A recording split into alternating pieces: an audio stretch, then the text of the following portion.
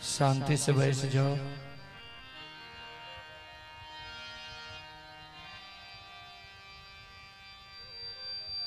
सुमरन करहु राम के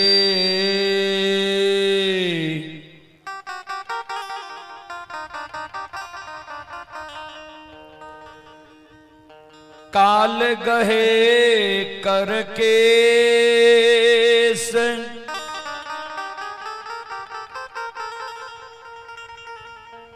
ना जानो कब मारी है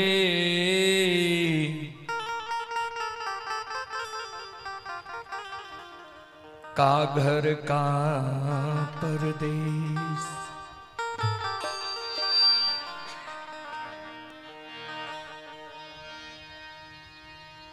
श्रोता वृंदो,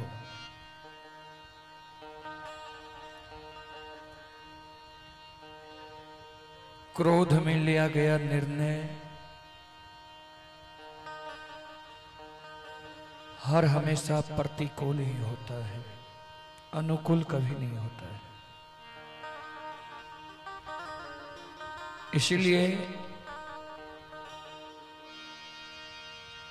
क्रोध में कोई उचित निर्णय लेना उचित नहीं होता है।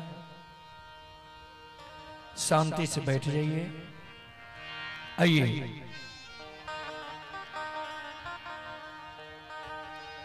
आप लोग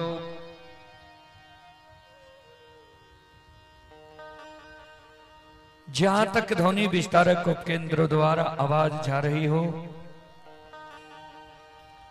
वहां तक के सभी भाई बंधु, माता एवं शक्ति स्वरूपा बहनों से मैं निवेदन करना चाहता हूं, विनती करना चाहता हूं, आप लोग यज्ञकर्ता बाबू के द्वार पर आकर भक्ति प्रवचन सुनने के लिए आवे, सुनकर पुण्य की भागी बने। ऐसा मौका मानव को बार बार नहीं मिलता है। गोस्वामी तुलसीदास जी महाराज रामचरित्र मानस में दर्शाए हैं।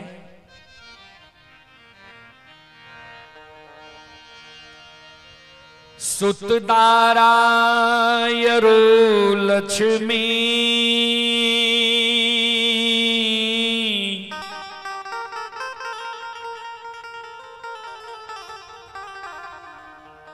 पापी के घर भी हो,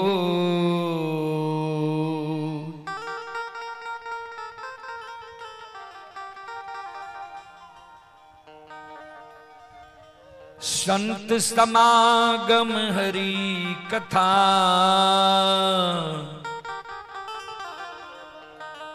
तुलसी दुर्लभ दो।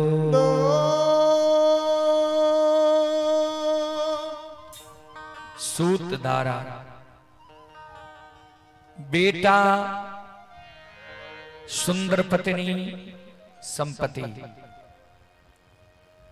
यह पापी के घर भी बाबूजी हो जाता है, हो सकता है। दो चीज गोस्वामी तुलसीदास जी महाराज रामचरित्र मानस में दुर्लभ लिखे हैं। क्या क्या? संतों से संग, संतों से मिलन, संतों के मुखार वृंद द्वारा भगवान की भक्ति, भजन, प्रवचन, भागवत भागवत, यह मानव को बार बार नहीं मिलता है बाबूजी। फिर लिखे हैं, जब तक रहेगी जिंदगी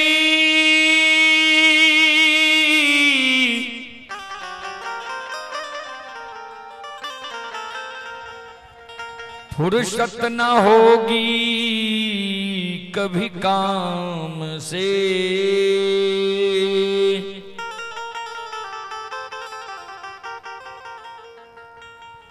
कुछ ऐसा समय निकाल लो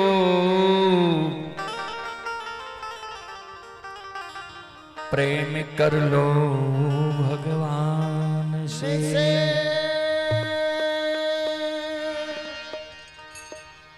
जब तक यह पंचभौतिक शरीर में रमता राम है, जीवात्मा है, तन में प्राण है, तब तक काम से फुर्सत होने वाला नहीं है बाबूजी। इसी समय में कुछ न कुछ समय निकालकर मानव को भगवान की भक्ति भजन भागवत भगवत में देना चाहिए, जिससे मोक्ष मिलता है, सद्गति मिलता है, स्वर्ग मिलता है। आइए एक बार मैं सभी श्रोताओं को जयकारा की ओर लेकर चलता हूं। एक बार आप लोग भी दोनों हाथ उठाकर जयकारा लगा लें। प्रभु के दरबार में आप लोग भी हाजिरी लगा ले एक बार। आइए बोलो बोलो माता भगवती महारानी की,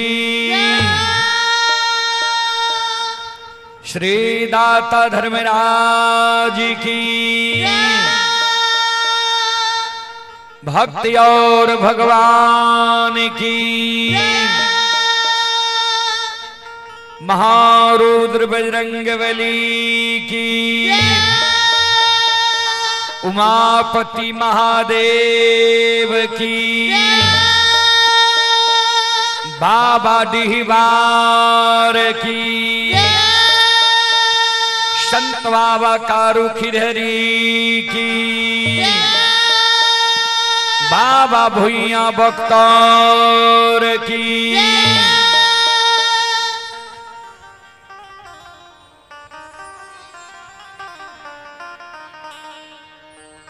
अब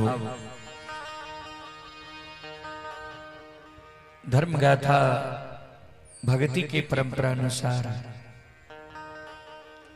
सबसे पहले अपने सबके बीच देवी गीत की ओर लेकर चले। उसके बाद हम अपने सबके प्रसंग से सेवा करे के प्रयास करब। शांति के दान का वैष्णव भक्ति प्रसारण सुन के पुण्य की भागी बनब।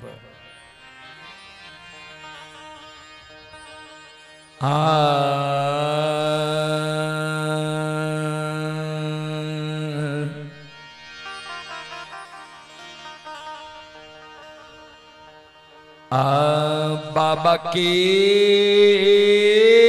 जांग चढ़ी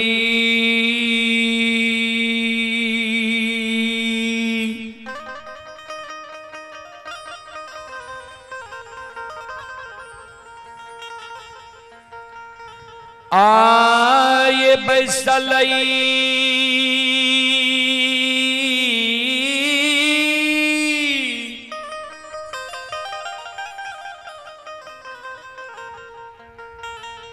धिया धान से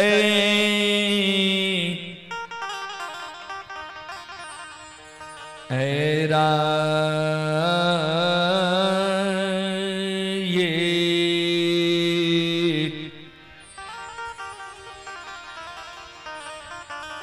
हासी हासीना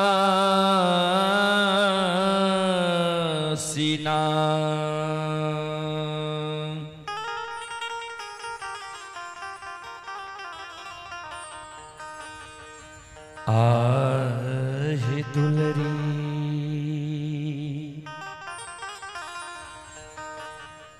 बाबा से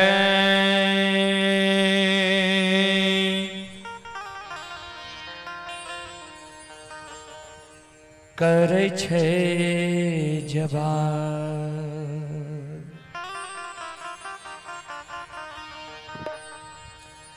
अबाये हसी हसीना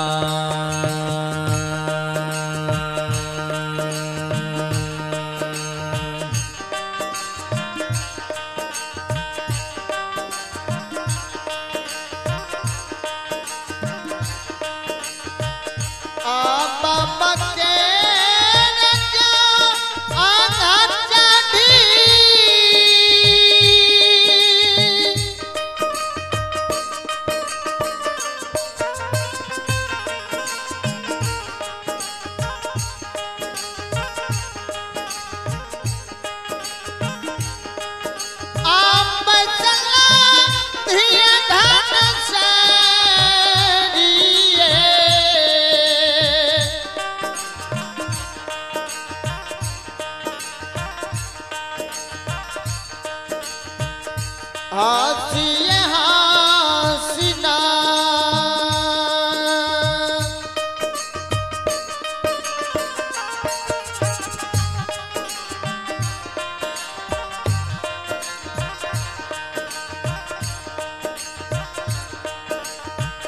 दुलरी बाबा से हाल छै जबा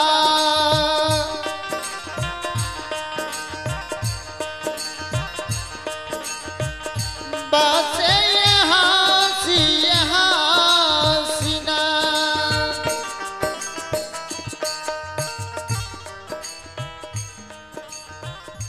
अपर बरी बाबा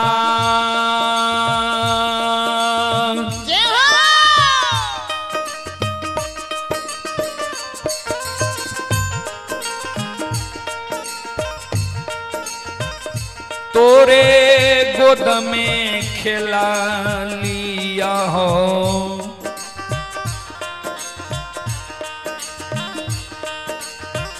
कहियो न गेलिया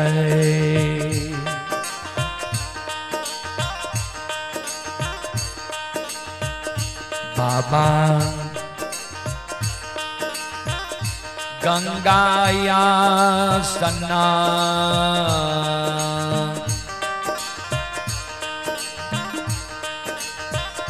न से कहियो न गेलिया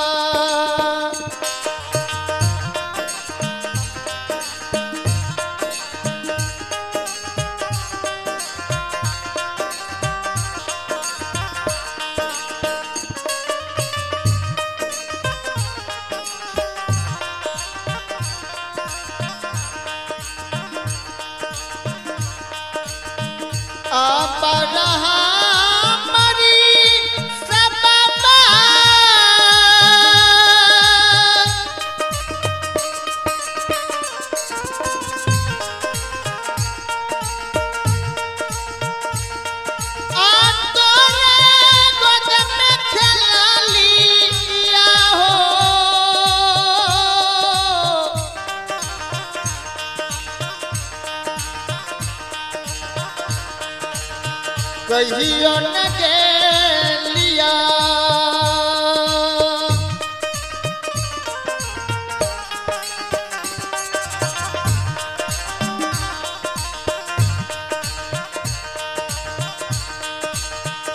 बाबा गंगाया सना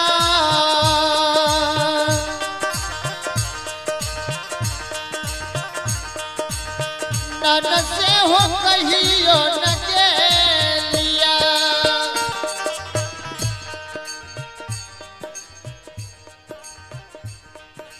ध्यान देवे श्रोता बंधु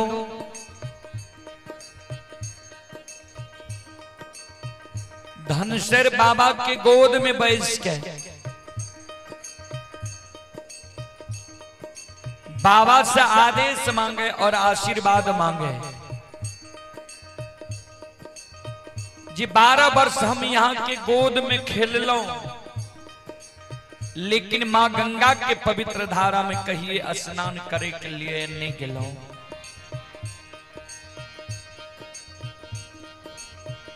हमार मन नहीं है जी माँ गंगा के पवित्र धारा में स्नान करे के लिए जाए। हमारा आदेश दियो और आशीर्वाद दियो जी माँ गंगा के पवित्र धारा में स्नान क्या के आबी।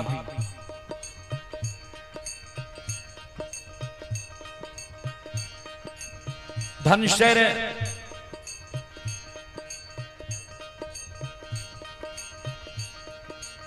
के शब्द सुन के बाबा कल के बेटी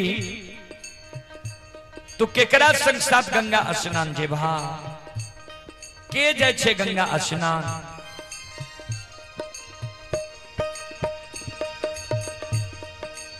धनशर बाबा के कहे ध्यान देवे श्रोता सज्जन वृंद, माँ बहन बाबू भैया संत शिरोमणि श्रोता बंधो,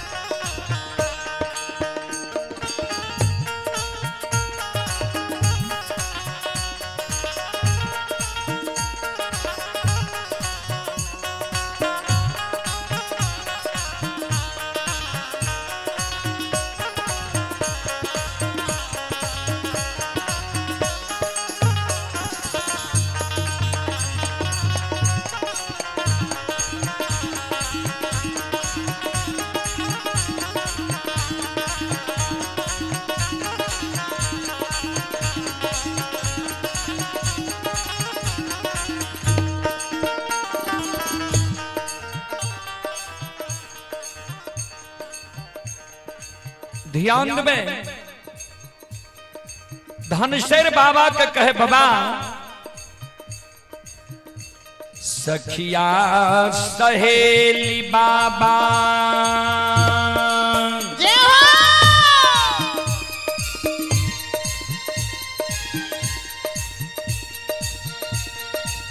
जाय छै गंगा स्नान से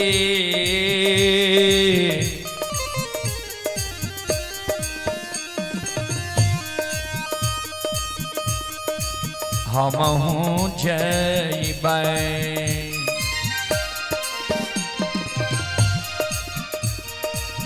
बाबा गंगाया स्नान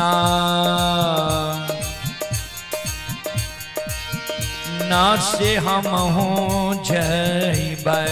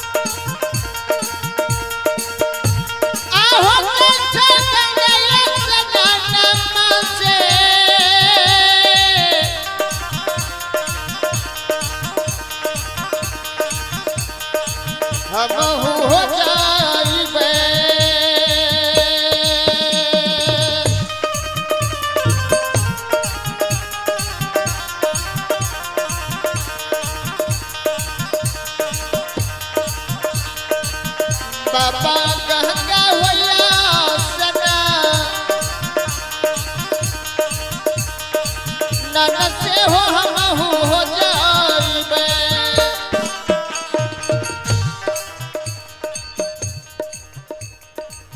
बाबा कल के बेटी तू गंगा स्नान नहीं जा। धनेश्वर कल के बाबा से किया। बाबा कल के बेटी मां गंगा के किनारे में बहुत श्रद्धालु आवई है, अंधा आवई है, बहिरा आवई है, बांझी आवई है, मरोछनी आवई है, साधु संत ऋषि महात्मा आवई है। वो भारी भीड़ में धिया तुहरा जे बहुत नदान छो। नहीं तो मां गंगा के धारा बहुत तेज है।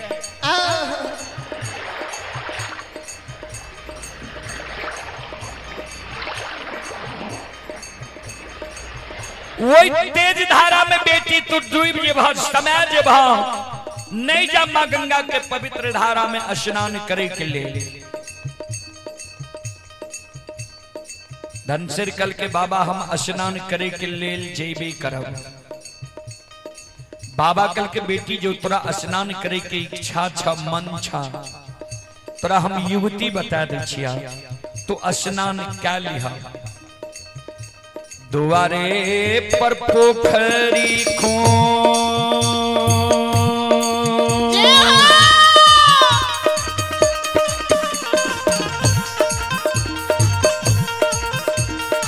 खुनई बधिया धान सैराये।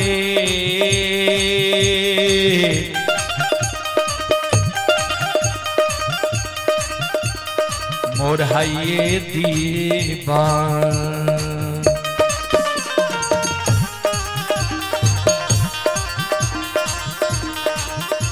आहे दुलरी पोखरी के चारों पार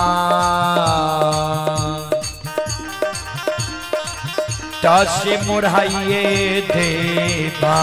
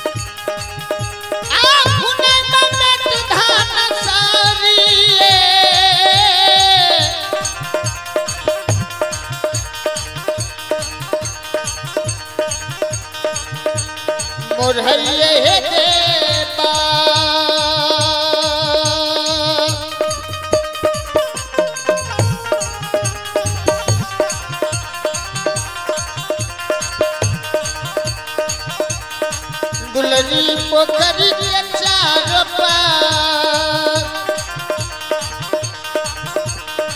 रहे मोरहैये देवा।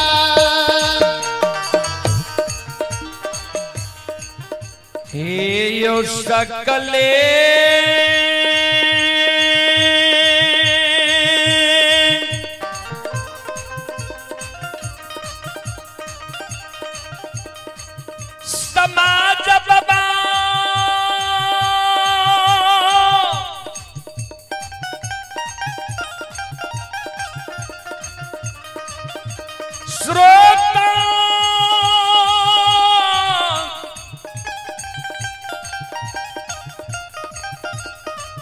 गण भगवान या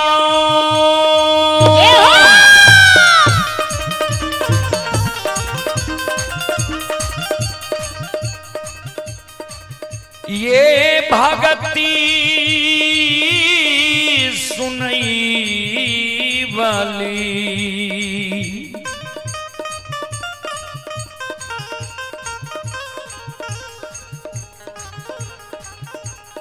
सकर बासान गरी के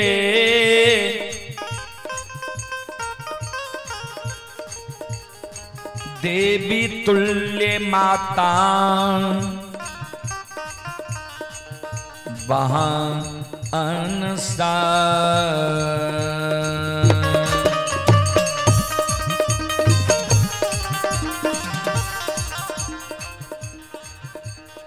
श्रोता बंधु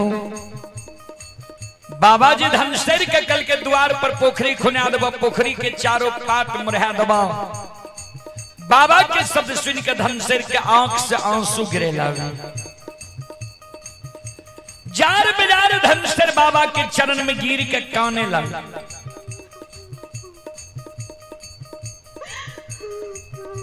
बाबा कल के बेटी तोरा आंख से आंसू किया गिरे छ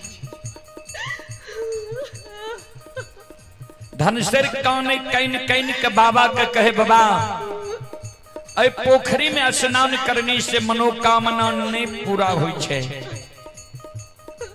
बाबा कल के बेटी तोरा मन में कौन मनोकामना छ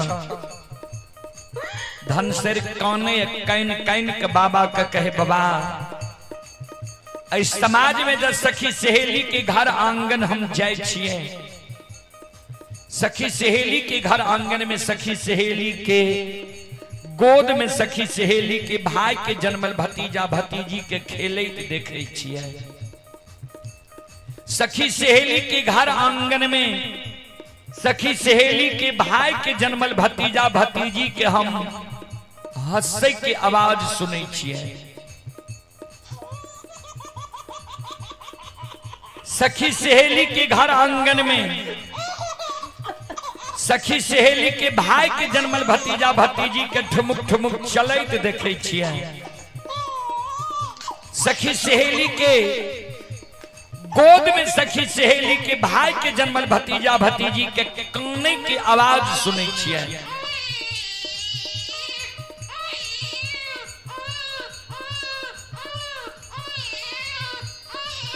वो आवाज सुन के हमर हिया सालैया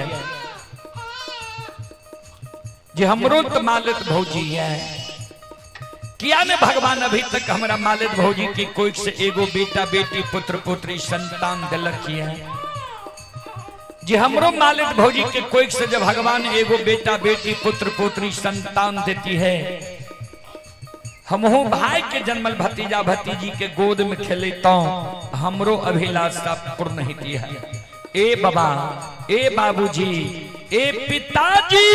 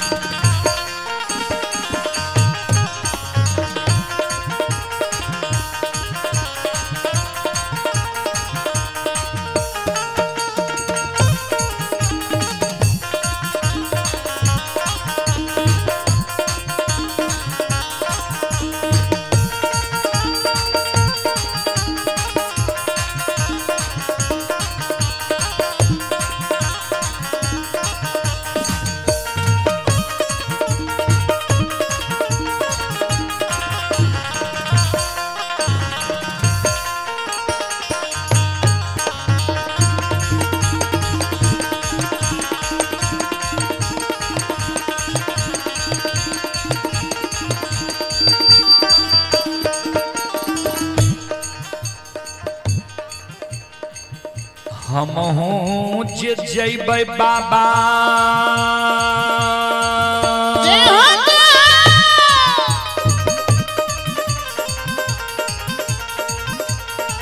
गंगा स्नान से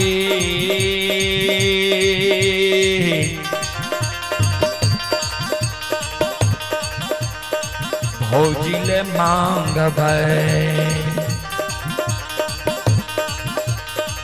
बाबा गोदी में संतान ना से भौजिले मांग बाबा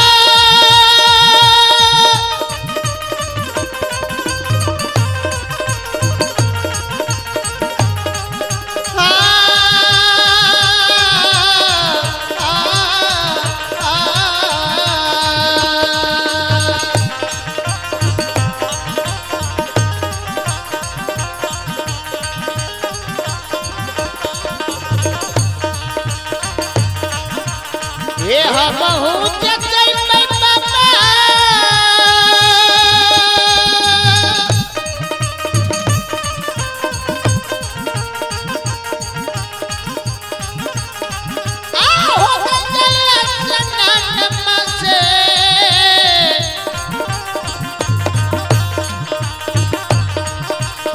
भौजिल मांग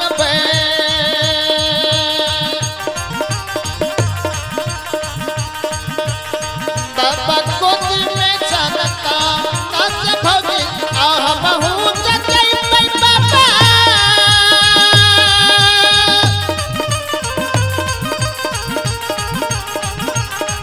आह गया जन्म से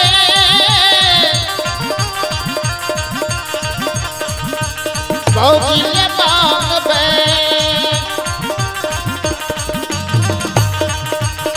बाबा गोदी में चलता नस भौजी ले मांग बाबा गोदी में लला नस भौजी ले मांग बाबा भौजी ले मांग बाबा मांगी ले बाबा भौजी के दियो बाबा मांगी ले बाबा भौजी के दियो बोल बोल माता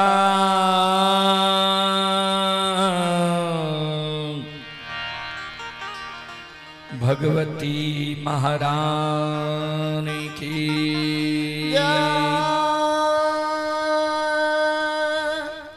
आइए। अभी जो आप लोग यह कार्यक्रम देख रहे हैं, यह कार्यक्रम Rudal Panjiyar YouTube channel, Rudal Panjiyar Facebook page, Maithili hits Bhagat channel पर यह कार्यक्रम लाइव चल रहा है।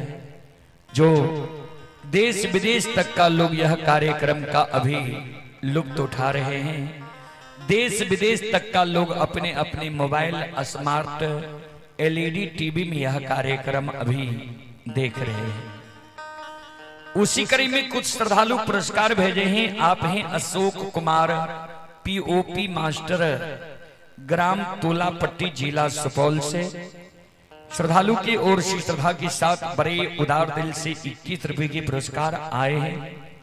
नरेश यादव जी की ओर से 11 रुपए की पुरस्कार आए हैं। राजकुमार पिता देवनंदन बाबू की ओर से 51 रुपए की पुरस्कार आए हैं। सुधांशु कुमार की ओर से 11 रुपए की पुरस्कार आए हैं। विकास कुमार भिखारी घाट, थाना अलौली, जिला खगड़िया के निवासी हैं। श्रद्धालु की ओर से ऑनलाइन फोन पे के द्वारा 51 रुपए की पुरस्कार आए हैं। गनीता देवी की ओर से 11 रुपए की पुरस्कार आए हैं। अंजलि कुमारी की ओर से 21 रुपए की पुरस्कार आए हैं। सभी श्रद्धालु को बहुत बहुत धन्यवाद, बहुत बहुत साधुवाद। जय हो दानी श्रद्धालु की जय हो, उनके समस्त परिवार की जय हो। बोल बोल साक्षी दरबार की।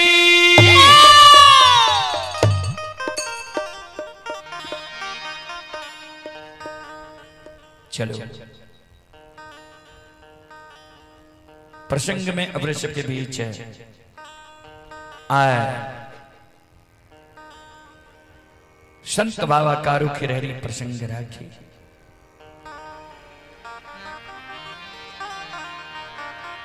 जय भाई में भाई झगड़ा कोना लगावे छे, भाई के दुश्मन भाई कोना भ जाय छे, और पढ़ल लिखल बड़ भाई छोट भाई के कोना दोसर के कहला पर आग में जलावे ले जा रहे हैं। सत्य और धर्म पर रहे वाला मानव की कोना बेड़ा पार हो छे। चलो प्रसंग अपने सबके बीच राखी, शांति के धाके अपने सब बैसियो, शांति की दान दियो, बैसियो, प्रसंग के सुनियो।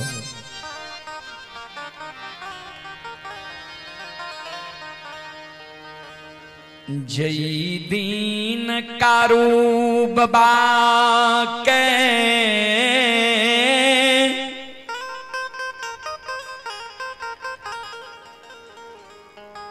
अधरी जंगल में लुल्ही बाघी नुनु छर लगा दिल कई रहे। अधरी जंगल में कारू बाबा का लुल्ही बाघी नोछर लगा दिल के रहे। कारू बाबा के मृत्यु होई वाला रहे। संत बाबा कारू बाबा ओघरदानी नक्चेश्वर नाथ के अनन्य भक्त रहे। कारू बाबा के स्थान अगर अपने सब महापुरा गेल हेबै ने तो कारू बाबा के स्थान से 2.5 किलोमीटर दक्षिण महापुरा राजनपुर के बीच में कोसी बांध से पूरब बगल छे नक्चेश्वर धाम। नक्चेश्वर नाथ के अनन्य भक्त रहे कारू बाबा। नक्चेश्वर धाम छे कारू बाबा के तपोभूमि, वहीं तप कइलखिन रहे। संत बाबा कारू विपत्ति के बेर में बाबा ओघरदानी नक्चेश्वर नाथ के स्मरण के हे गुरु महाराज, हे गुरुदेव,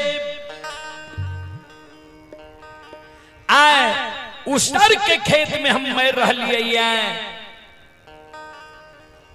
उसर के खेत में मैर जेबे, उसर के भूत बनल रह जेबे, हमरा एक बार दर्शन दियो।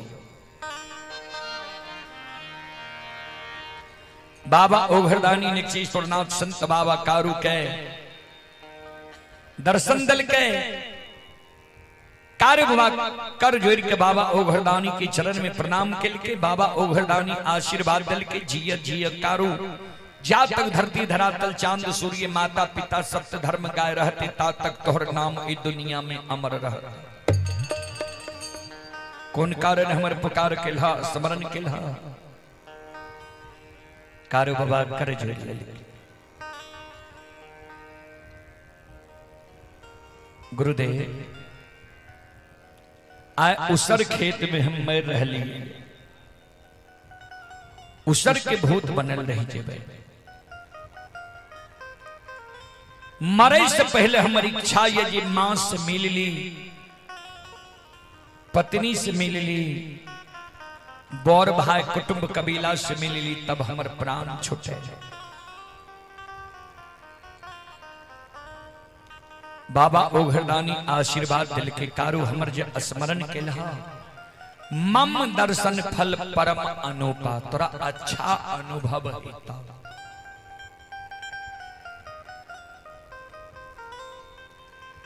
सात दिन के तोरा और आयु दै छियै, 7 दिन तो और जिंदा रहबो, लेकिन चल फिर नहीं सकबो, यह अवस्था में रहबो। माय से मिल लभा, पत्नी से मिल लभा, बौर भाई कुटुंब कबीला से मिल लभा, 8वें दिन तोहर प्राण छुटता।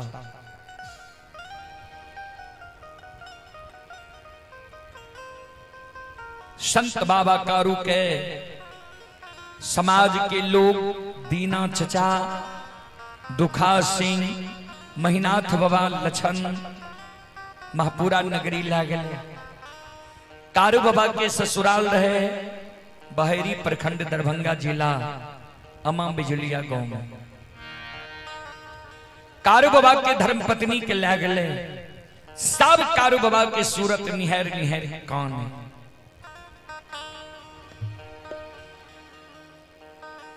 7 दिन कारू बाबा का बगजोर लागल भेलिए।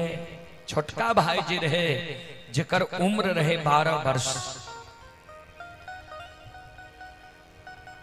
लछन कारू बाबा के सिरहान में बैसल कारू बाबा के सिर के अपना जांघ पर लेने कारू बाबा के सूरत के मुलुर मुलुर निहारे आंख से आंसू गिरे। 7 दिन कारू बाबा का बगजोर लागल भेले। ये 7 दिन से लछन भाई के वियोग में मुंह में अन्न नहीं लेल के ये सिर्फ जल पी के छे।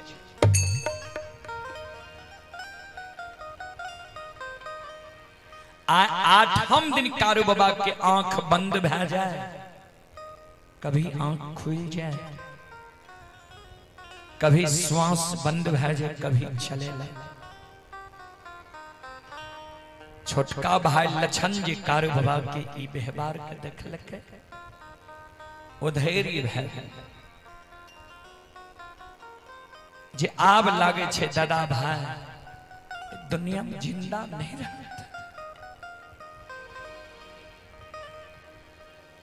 भाई के वियोग में छोटका भाई लछन के आंख से आंसू गिरे लागले। 2 बूंद आंसू लछन के कारू बाबा के सिर पर गिर गए। कारू बाबा के आंख खुले, लछन के आंख में आंसू देखे।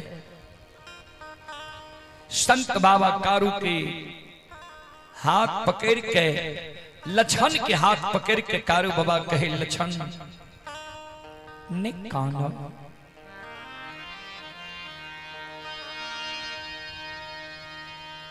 हे हो ककरे भाई यही दुनिया में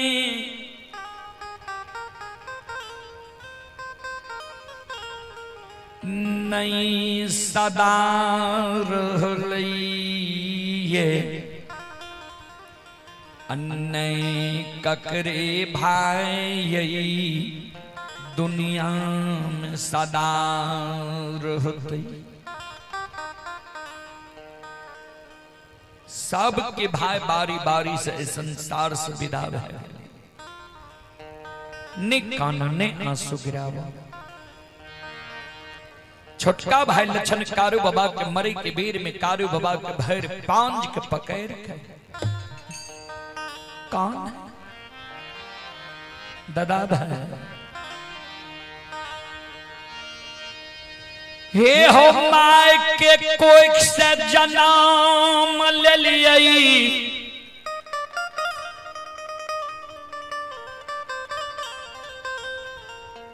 माय के दूध छोड़ लिए, माय के गोद से हमरा तू लायल।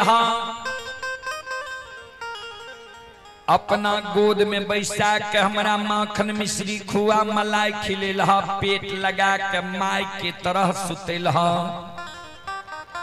तोरा प्रसादे हम कहिए नहीं जान लिए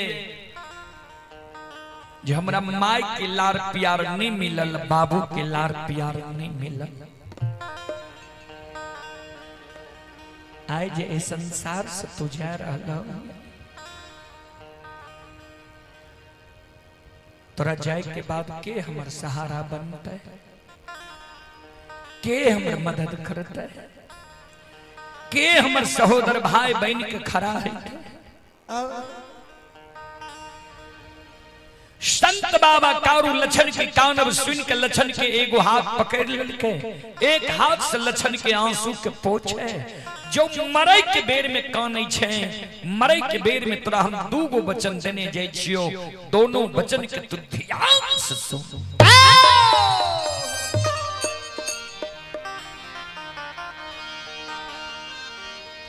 हम जब मर जइबई, हमरा मृत शरीर के तू लाल पियर के फरकी डोली पर सरहा घाट पर तू ला जइहे।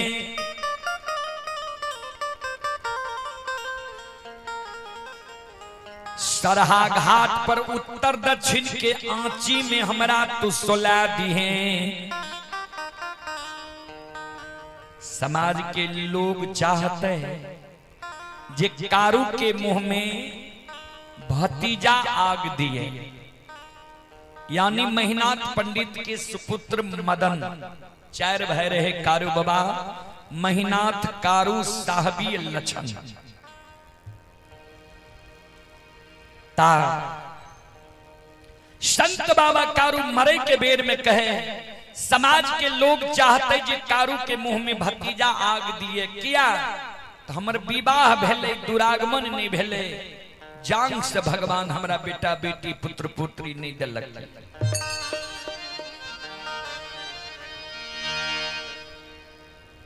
समाज के बात तुमने मानी है, अचरा को पिन पहिर ली है, 7 बंधन के ऊक बना ली है।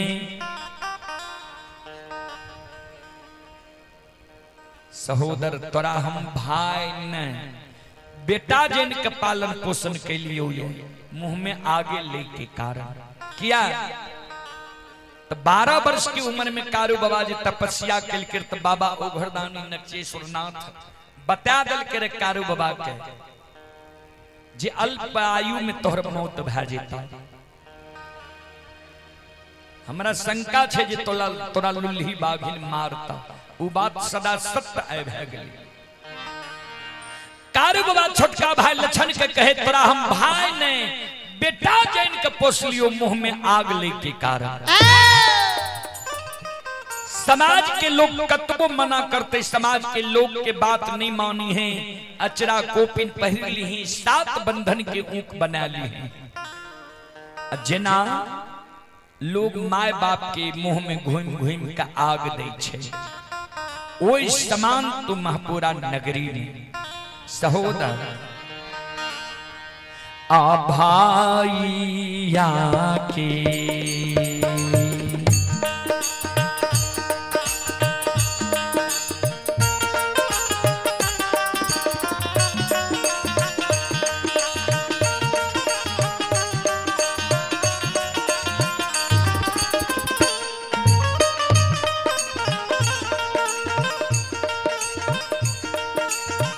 लछन दुलरुआ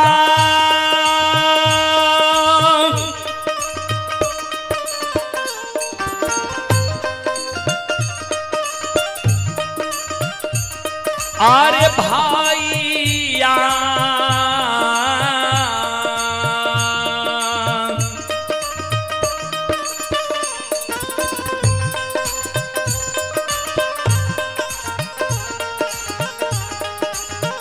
या के मुँह में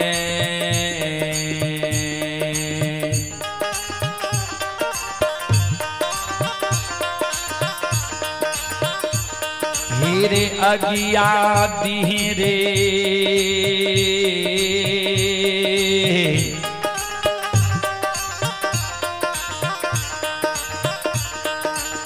लछन बबुआ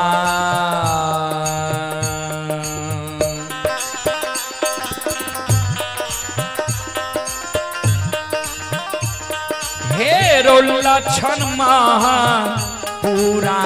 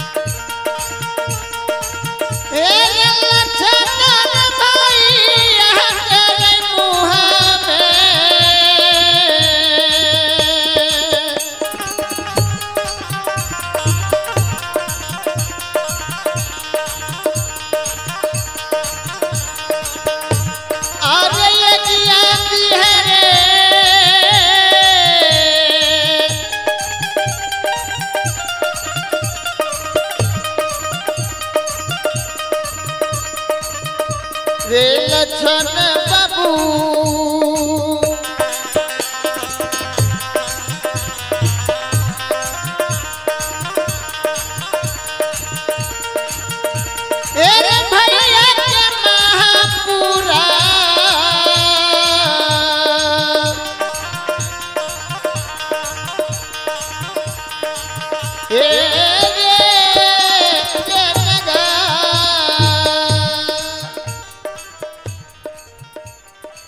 आई पुरस्कार की ओर ये राजेश यादव जी, राजेश यादव जी श्रद्धालु शक्कर बादशाह के निवासी हैं। श्रद्धालु की ओर से 21 रुपए की पुरस्कार आए हैं। जयमाला देवी की ओर से 11 रुपए की पुरस्कार आए हैं। सोबिन कुमार की ओर से ऑनलाइन फोन पे के द्वारा शानदार 25 रुपए की पुरस्कार आए हैं। और आप हैं राजकुमार यादव जी, राजकुमारी यादव जी कॉलेज गेट सोहा, थाना सोनबरसा, राज्य जिला सहरसा के निवासी ही। श्रद्धालु की ओर से ऑनलाइन फोन पे के द्वारा 51 रुपए की पुरस्कार आए हैं। और आप ही संत शिरोमणि श्रोता बंधु प्रभास कुमार प्रभाकर, प्रभास कुमार प्रभाकर के ओर से श्रद्धा के साथ बड़े उदार दिल से 21 रुपए की पुरस्कार आए हैं। श्रद्धालु को बहुत बहुत धन्यवाद, लाख लाख शुक्रिया, बहुत बहुत साधुवाद। जय हो दानी श्रद्धालु की जय हो, उनके समस्त परिवार की जय हो, जय हो।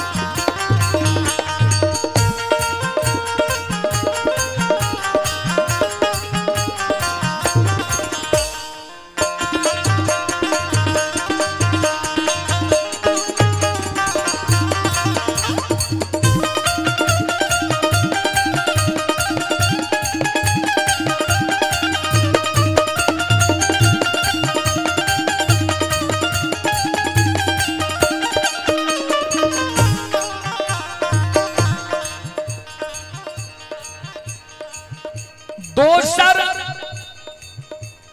बचन संत बाबा कारू लक्षण के दल के मरे के बेर में ध्यान देवे। प्रथम बचन हमरा मुंह में आग दी है। दोसर बचन सहोदर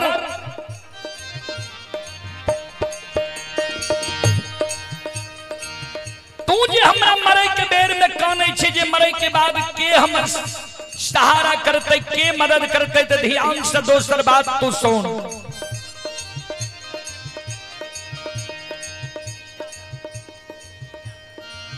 सहोदर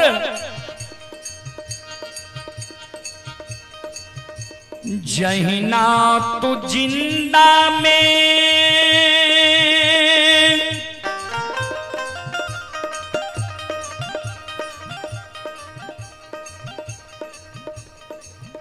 बोर भाई पिता तुल होय छै, पिता तुल हमरा मानने अइले।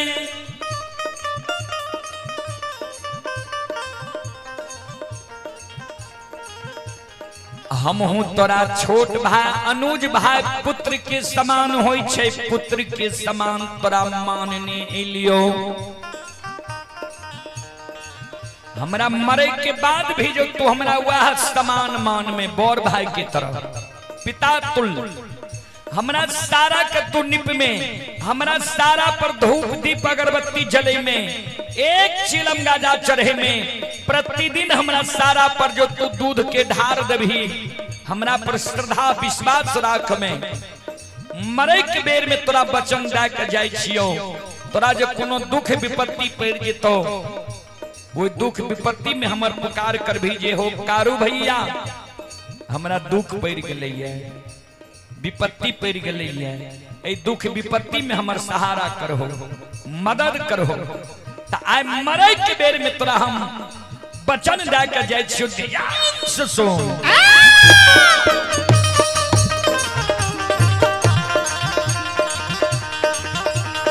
और मरलो में सहोदा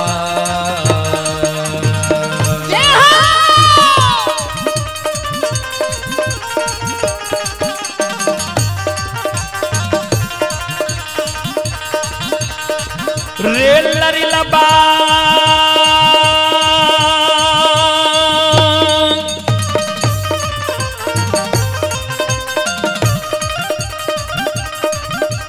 और मार लो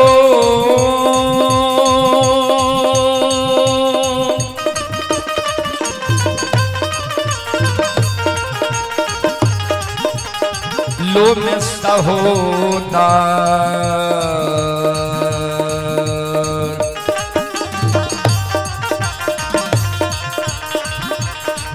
हीरे भैया बन के लछन बबुआ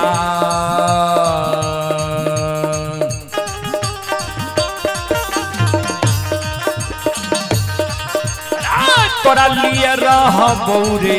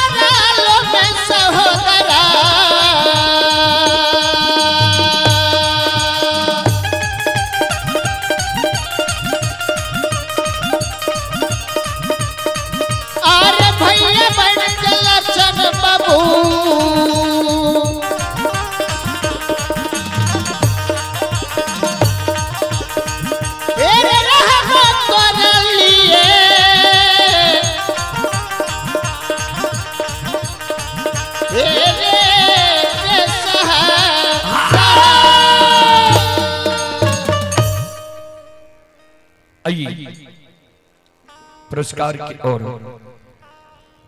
संत शिरोमणि श्रोता बंधु मां बहन बाबू भैया सब आइए आप ही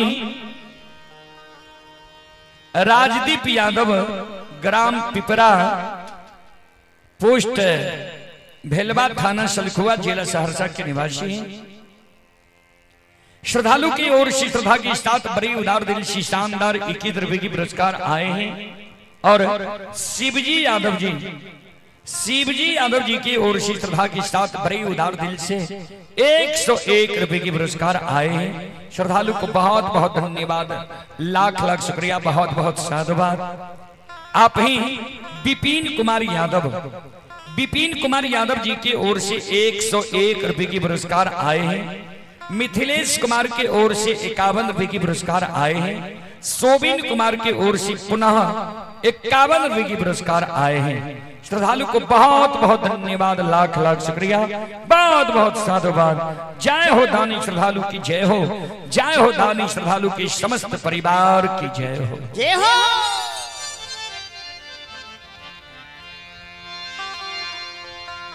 इतना को बात कहे कि संत बाबा कारू के पंचभौतिक शरीर से जीवात्मा निकल गए, तन से प्राण निकल गए। समाज के लोग कारू बाबा के सरहा घाट पर लागले, लछन मुंह में आग दल के दाह संस्कार क्रिया कर्म भय गए। 4 दिन कारू बाबा के मरल भेले, चौथे दिन से लछन कारू बाबा के सारा कनी पे धूप दीप अगरबत्ती जलावे, फूल चढ़ावे। कारू बाबा कल के 1 चिलम गांजा चढ़ावे, लछन जोरा चिलम गांजा चढ़ावे। प्रतिदिन दूध के ढार दे, संकल्प लाल के जा तक कारू भैया के पूजा नहीं करबे ता तक भोजन नहीं करबे।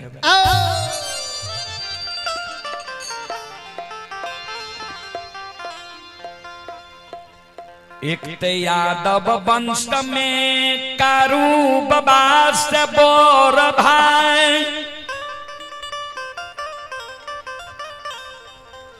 महीनाथ काशी में पैर के ज्योतिष पंडित बनलई। बनगांव महिषी के विद्वान लोग महीनाथ बाबा कहे से दुष्क मार। ध्यान देवे 5 गो गांव छे वही जगह ब्राह्मण के ठाठ कहबे कौन कौन गांव। ध्यान देवे 3 पंचायत बनगांव उत्तरी दक्षिणी पूर्वी और 2 पंचायत महिषी उत्तरी या दक्षिणी। महिषी दक्षिणी पंचायत में ही महापुरा छे। गूगल पर भी सर्च कर लेबे जे बिहार में सबसे बड़ा गांव छे बनगांव से बड़ा गांव बिहार में नहीं छे। तब विद्वान के सभा में जो महीनाथ बाबा जाए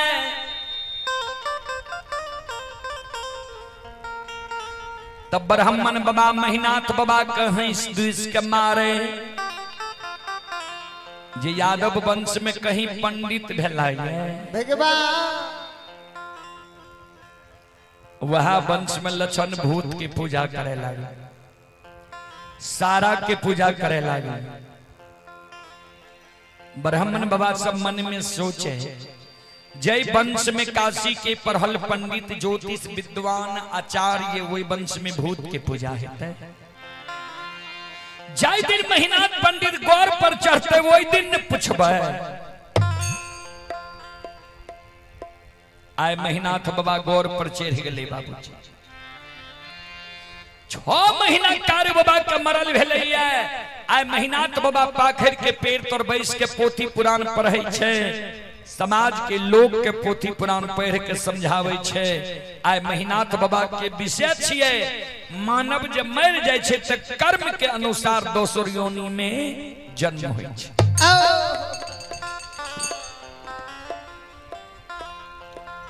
महीनाथ बाबा जे श्रोता बंधु के उपदेश दे रहे जी मरे के बाद मानव जेहन कर्म करे छे जिंदा में ओहन योनि मिले छे। एगो ब्राह्मण बाबा वो सभा में कर जोड़ के खड़ा भ गेले। आय 2-4-10 गो ब्राह्मण बाबा भी रहे वो सभा।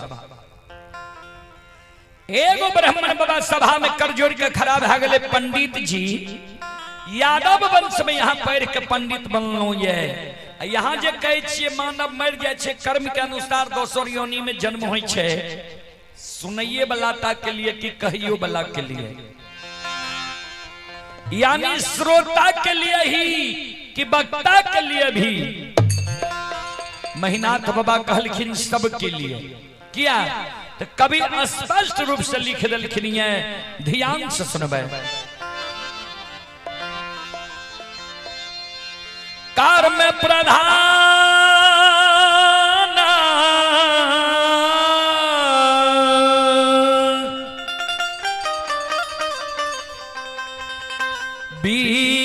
विश्वर चिराखा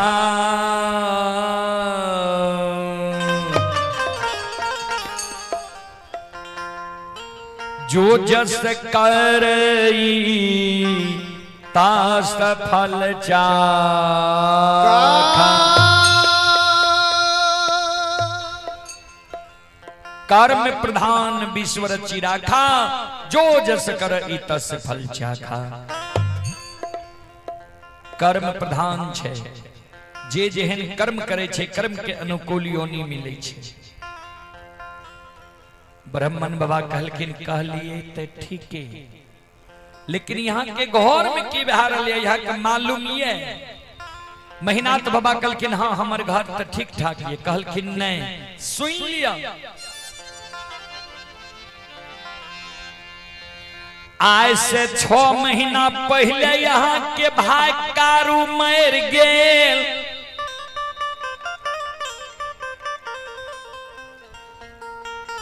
नियम के विरुद्ध अछैत भतीजा यहाँ भाई से आग दिले लिए।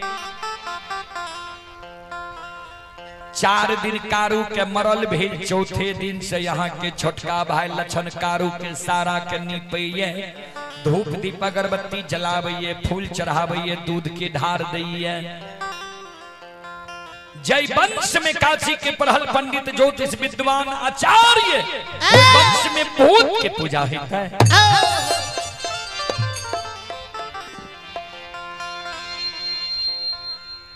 सभा भंग भै गेल बाबूजी। महिनाथ बाबा मन में सोच लखी, अब जा तक लक्षण के समझेबे नहीं ता तक बात नहीं बनते, लोग हमरा हंस दिस के मारती रहे।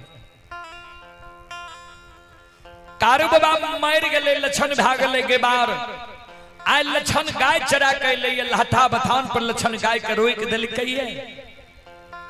महिनाथ बाबा अपने से पहुंच गए लहठा बथान पर, लक्षण के इशारा दा के बोला लेके लक्षण। कारू बाबा लग लक्षण एलैये, महिनाथ बाबा लग लक्षण एलैये। महिनाथ बाबा लक्षण के बाल के सहलावे और लक्षण के कहे लक्षण हो सुनै छियै तू कारू के पूजा करे छो, नाम जपे छो।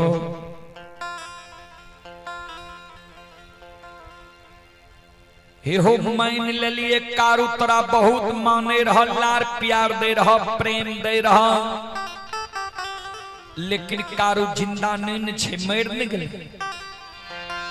जय वंश में हम काशी के पढ़ल पंडित ज्योतिष विद्वान आचार्य छिया, वो वंश में तोरा हम भूत के पूजा नहीं करे ले देबो।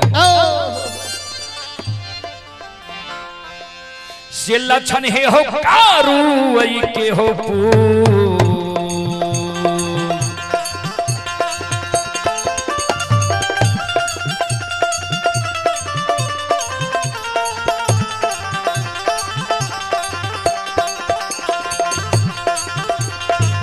हो लरिला बा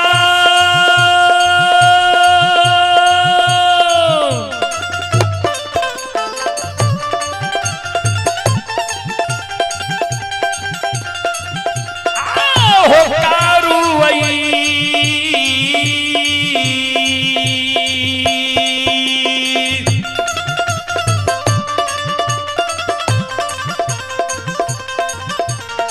वही के पूजा हो।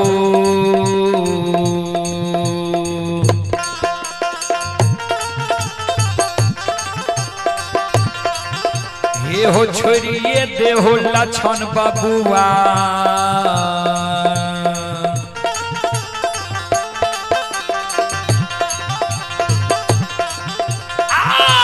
लक्षण महापुरा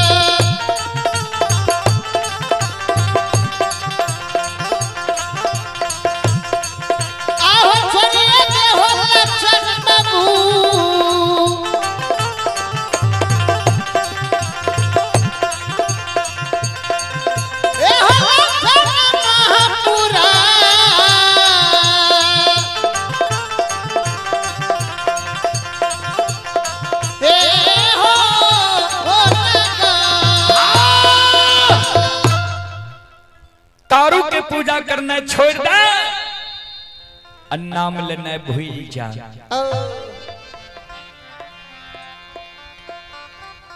मुहामुही लक्षण कुछो नहीं कहल के जे कारू के पूजा छोड़बो कि नहीं, नाम लेना भूलबो कि नहीं। लेकिन महिनाथ बाबा के बात के लक्षण के प्रभाव भी नहीं पड़ल। लक्षण कारू बाबा के पूजा नहीं छोड़लके। महीनाथ बाबा मन में सोचे लक्षणा कारू के पूजा नहीं छोड़ के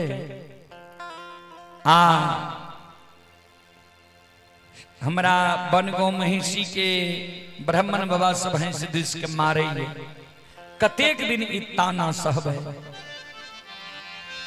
क्रोध बस जाब लक्षण के एक चाट मारबे दामस देबे समाज के लोग हमरा कलंक देते जे 4 भाई महीनाथ पंडित जन्म ललके माय के कोई से 2 भाई मर गए कारू साहबी 2 भाई जिंदा छे इहो दोनों भाई के पुत्र पुत्री नहीं भेले उहो दोनों भाई के हिस्सा धन संपत्ति यह दोनों भाई के हेते हमरा लोग कलंक देते जे महीनाथ पंडित धन संपत्ति के कारण उल्लू चुल्लू करे छे जे लक्षणों मर जाए आ सारी संपत्ति हमर भै जाए एहि कारण लक्षण के नहीं एक चाट मारबे नहीं दामस देबे सबसे बड़ो समाज होय छे समाज के लोग के बुला ले छिए आ कहबे लक्षण के बुझा दियो समझा दियो जे कारू के पूजा नहीं करे नहीं कारू के नाम ले नहीं कारू के चर्चा करे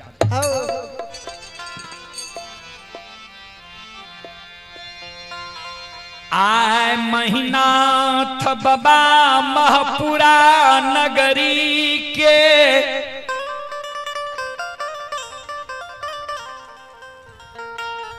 मरर मंजान प्रमुख लोग के बोला के लाठा बथान पर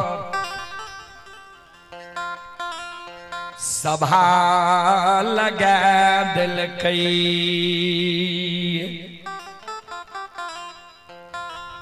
मरर मंजन महंतों प्रमुख लोग महीनाथ बाबा से पूछे पंडित जी कौन कारण सभा लगे लिए महीनाथ बाबा वो सभा में कर जोड़ के खड़ा भ गए हो समाज बाबा हमारा वंश में हमर छोटका भाई लक्षण महामूर्ख जन्म गले जे कारू मर गए जे कारू के सब समाज मिलकर सराहा घाट पर जला के धुआं आसमान उड़ेलिए वही कारू के पूजा लक्षणा करइए नाम जपइए जहां बैसइए कारुए के चर्चा करइए जे कारण बनगो महिषी के विद्वान ब्राह्मण लोग हमरा हंस दिस के मारे लक्षण के यहाँ सब बुझा दियो समझा दियो जे कारू के पूजा नहीं करे ने कारू के नाम ले ने कारू की चर्चा करे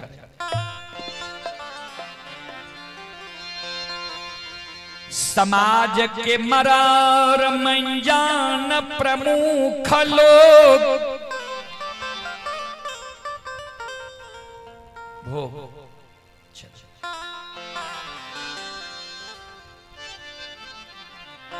संत श्री श्रोता बंधु मां बहन बाबू भैया सब अब भोग के समय भे गए एक बार भोग लगा दी फिर प्रसंग सब श्रोता बंधु से हम आग्रह करबे मां बहन से आग्रह करबे सब मिलके एक बार ताली बजा के यहाँ सब गए और सब मिलके भोग लगा दिए बोल बोल भक्ति और भगवान की जरा तन मन से भजले जय जय हो सिया राम जरा तन मन से भजले जय जय हो सिया राम जरा तन मन से भजले जय जय हो सिया राम जय जय हो सिया राम जय जय हो सिया राम जय जय हो सिया राम जय जय हो सिया राम जय जय हो सिया राम जरा तन मन से भजले जय जय हो सिया राम जरा तन मन से भजले जय जय हो सिया राम दोनों हाथ उठा करके शाला बहनों शाला भैया जय जय हो सिया राम जरा तन मन से भजले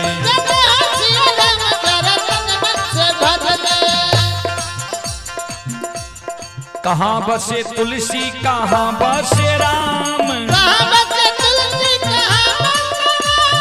कहाँ बसे तुलसी कहाँ बसे राम कहाँ बसे लक्ष्मण जी कहाँ बसे लक्ष्मण कहाँ हनुमान जरा तन मन से भजले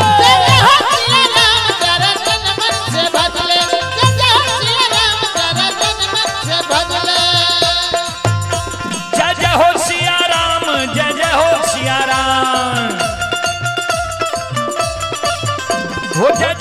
सिया राम, जय जय हो सिया राम। जरा तन मन से भज ले, जय जय हो सिया राम, जरा तन मन से भज ले।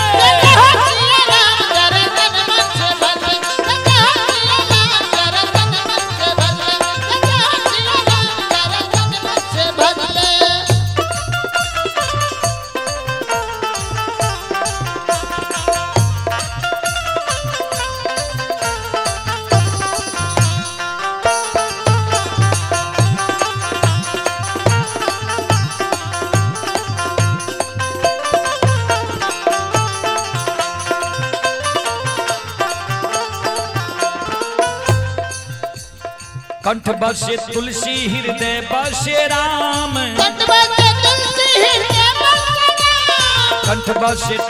हृदय बसे राम, कंठ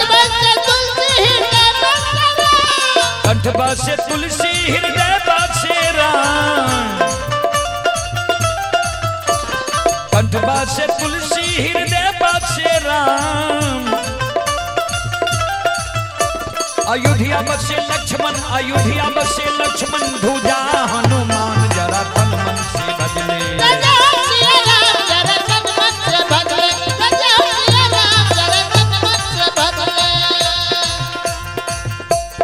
किया भोजन तुलसी, किया भोजन राम, किया भोजन तुलसी, किया भोजन राम, भोजन लक्ष्मण जी, किया भोजन लक्ष्मण, किया हनुमान, जरा तन मन से भज ले।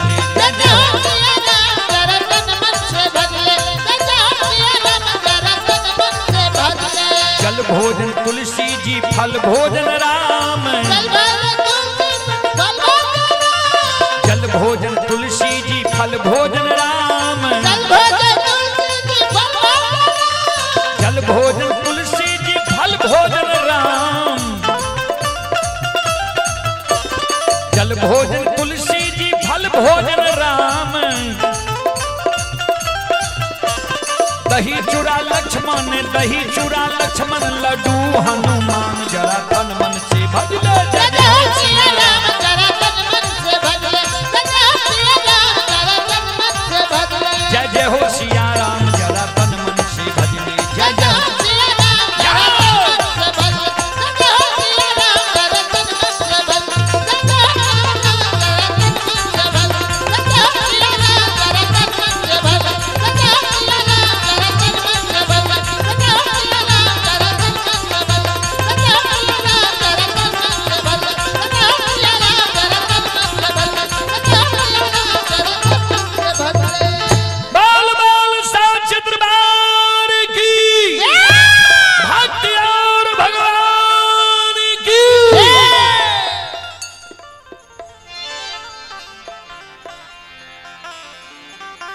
अब प्रसंग की ओर।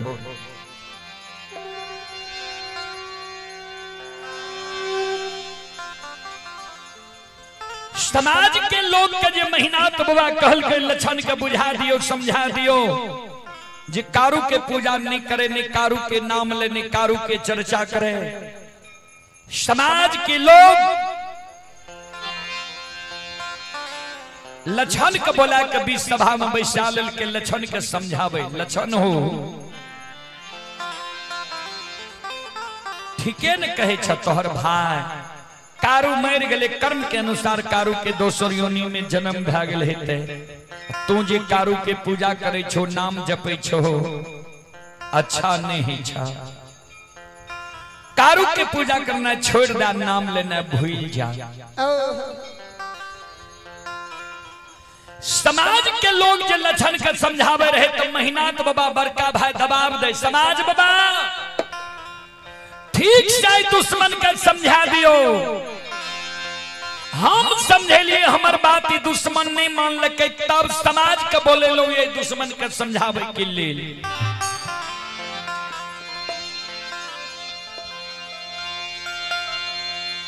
समाज के व्यवहार देख के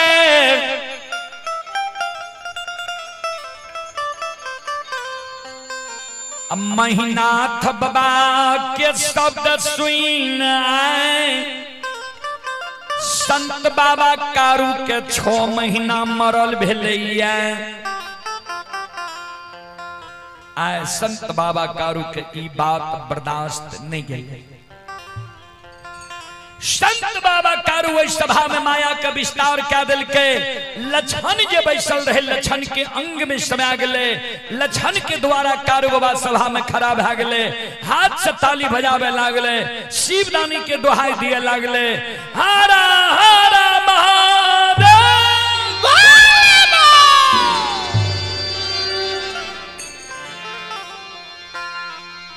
संत बाबा कारू मरे के बाद प्रथम बार आए वो सभा के बीच में। ध्यान से सुनबे।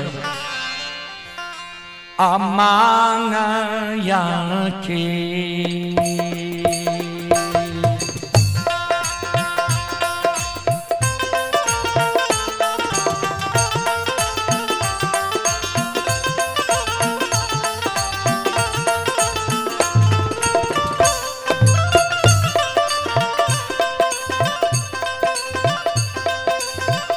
हो बैरागी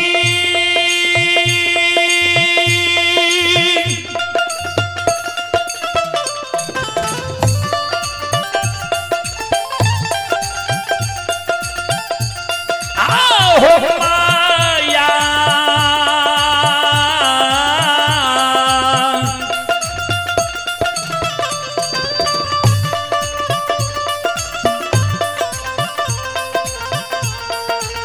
या के लीला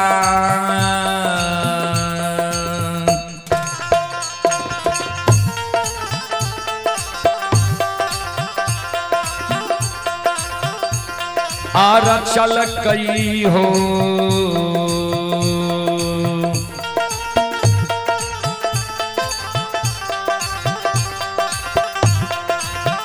कारू बाबा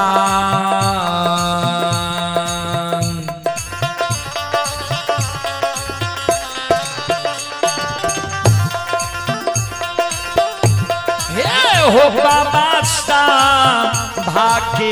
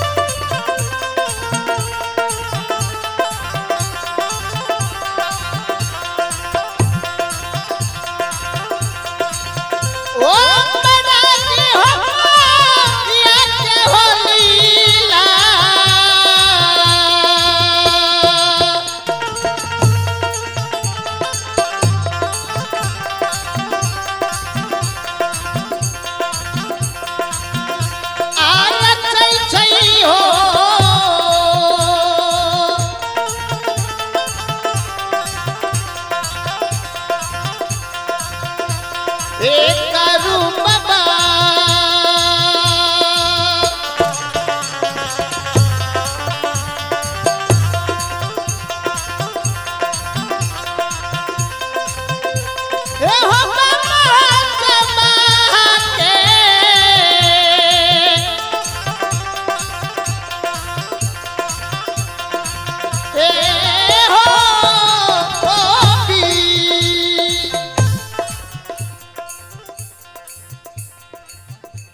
संत बाबा कारू सभा के बीच में माया का विस्तार क्या दिल के लछन के अंग में समा के ताली बजा दिल के शिवदानी के दोहाई दे दिल।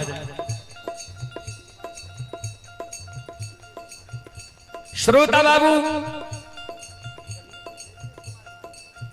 संत शिरोमणि श्रोता बंधु समाज के लोग मन में सोचे देखत ढीठ के कोना हाथ से ताली बजबे से शिवदानी के दोहाई दे छे, अपना के कारू बुझे छे। समाज के शब्द सुन लक्षण के व्यवहार देख के बड़का भाई महीनाथ पंडित का क्रोध बर्दाश्त नहीं करी। महीनाथ बाबा वह सभा में खड़ा भा गए, कर जो लड़के हो समाज बाबा, समाज बाबा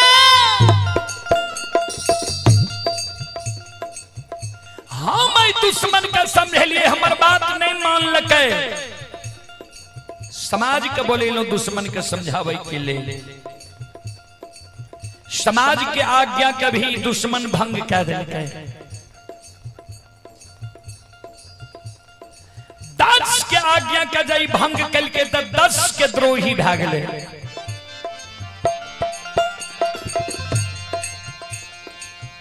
तो 10 द्रोही बचे न कोई, जो बचे सो बाबर होई। 10 के आज्ञा का जी दुश्मन भंग कल के ताबी हमर भाई न हमर दुश्मन, हमर भाई ता जब कारू के पूजा करना छोड़ दिए, कारू के नाम लेने भूल जाए।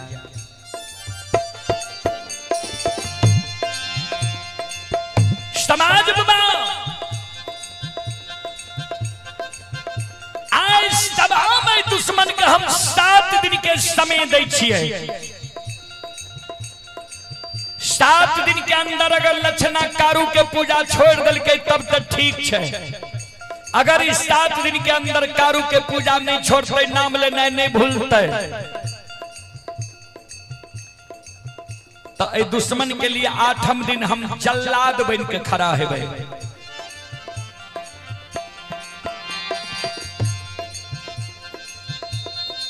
7 दिन के अंदर जो लक्षणा कारू के पूजा करना नहीं छोड़ते,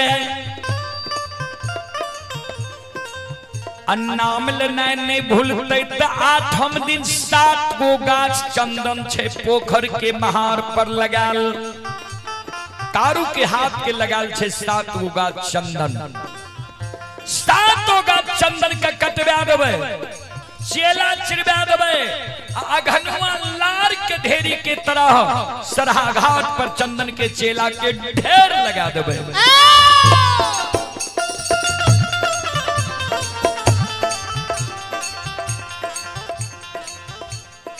वो 7 का चंदन के चेला पर दुश्मन लक्षणा के बैसा देवे, हम अपना हाथ से वो चेला में आग लगा देवे। कारू मर गए तब कारू के आग में जले लिया। दुश्मन जब कारू के पूजा नहीं छोड़ते, नाम लेने नहीं भूलते हो। समाज बाबा आप तू सब हमरा गलती नहीं बनई हो, हमरा कलंक नहीं दी हो।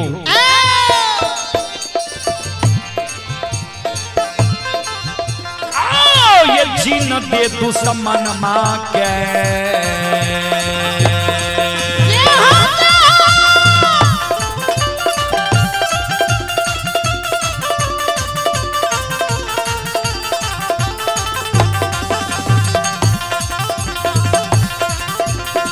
हो समाज लोग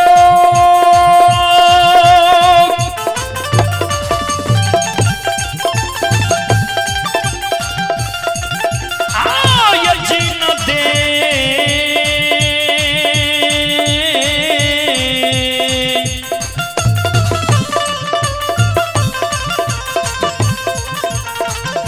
दुश्मन माँ के,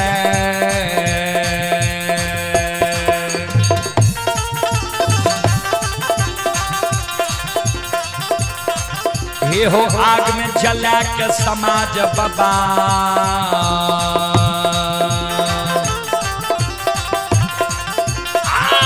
देव गगन हो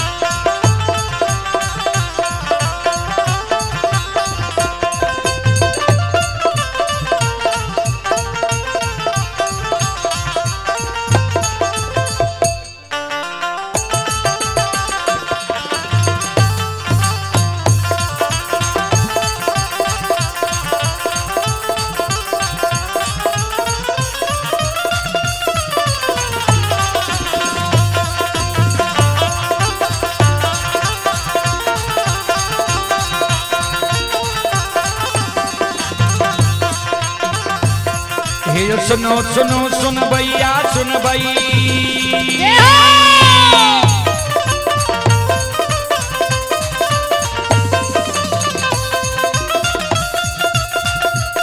हे सुनो सुनो सुन भैया सुन बे, यो गवैया बज भैया सुन बे।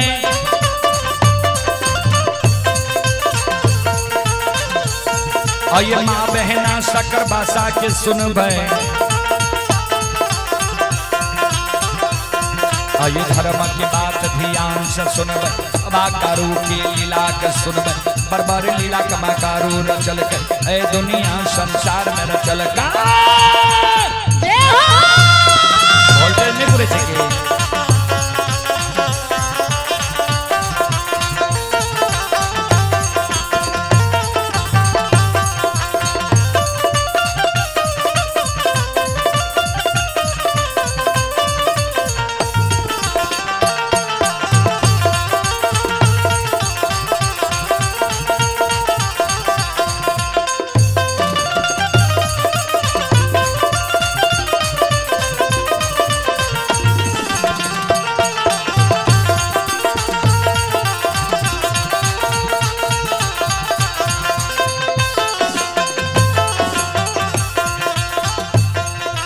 भाग के बेर भगवती के सुमरा,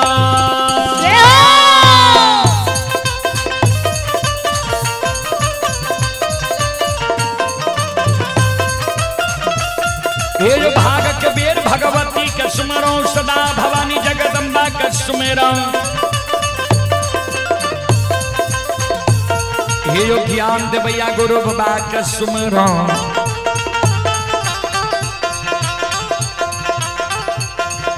विद्या के दाता सरस्वती के सुमरो, गौरी के पुत्र गणेश के सुमरो, उमापति योग महादेव के सुमरो, हरे यो वीर पवन सुत के सुमरो, दुर्गा काली महाकाली के सुमरो, सभा के बीच धर्मराज के सुमरो।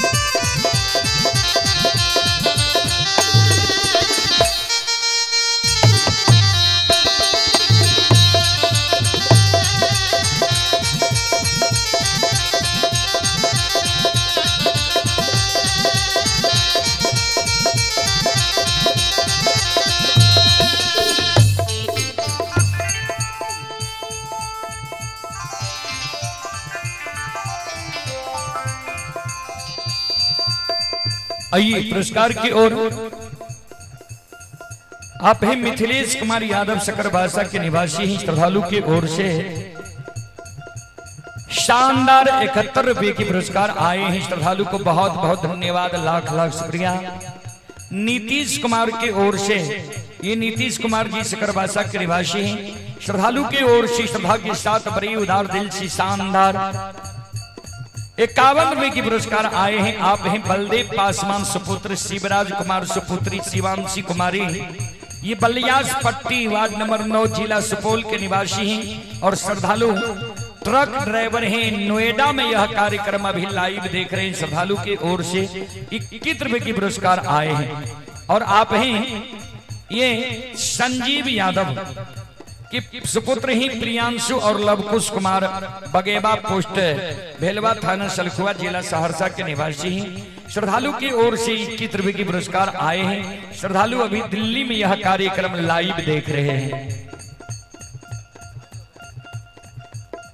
और मिथिलेश कुमार संत शिरोमणि श्रोता बंधु मां बहन बाबू भैया सब मुकेश कुमार की ओर से 21 रुपए के पुरस्कार आए हैं। पंकज कुमार की ओर से 51 रुपए की पुरस्कार ऑनलाइन फोन पे के द्वारा आए हैं। श्रद्धालु को बहुत बहुत धन्यवाद, लाख लाख शुक्रिया, बहुत बहुत साधुवाद। जय हो दानी श्रद्धालु की जय हो, उनके समस्त परिवार की जय हो, जय हो।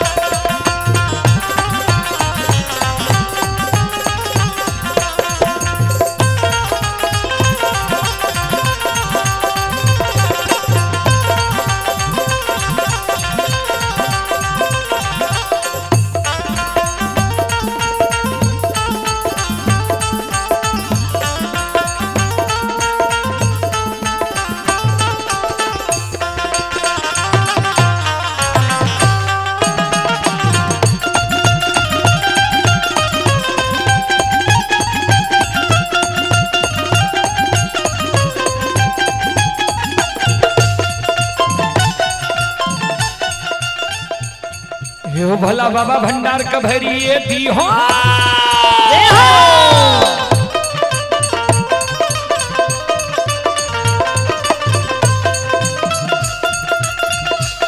हे हो भला बाबा भंडार का भरिए दी हो, ज्ञान के दीप सरस्वती जलई हो। आइए तन से नहीं भूलता, मन से नहीं छोड़ता, आइए शरीर में सबैया सेवक कर दी हो, सेवक के मन की मनोरथ पूरी हो, बिगड़ल काम कभी मल बनी हो।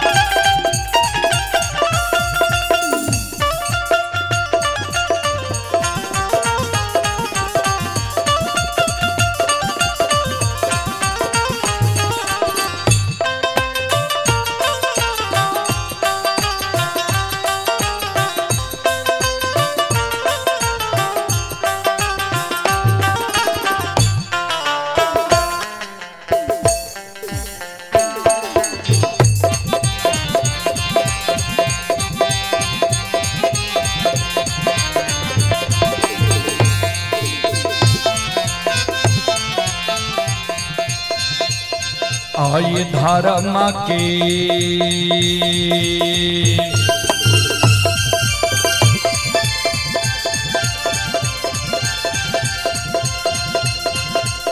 हे यो बाबा धर्म के लीला,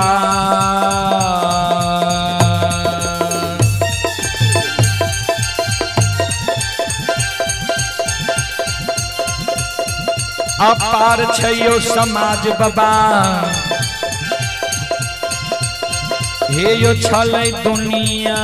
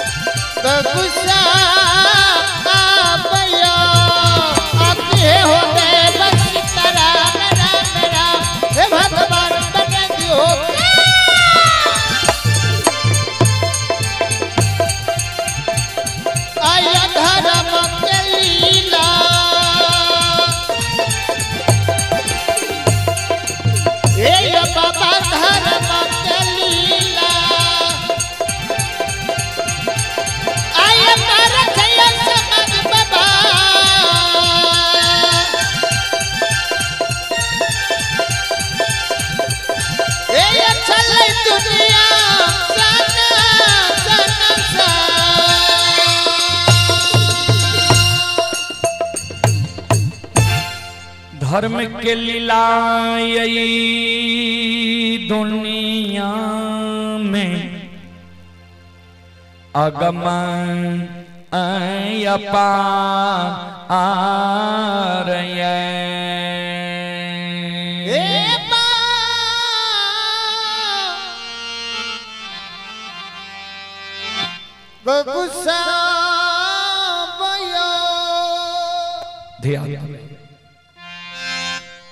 महिनाथ बाबा स्पष्ट रूप से वही सभा में कह दिल के 7 दिन के अंदर अगर लक्षणा कारू के पूजा नहीं छोड़ते तो 8वें दिन 7 का चंदन के चेला पर बैसा के अपना हाथ से आग लगा देवे।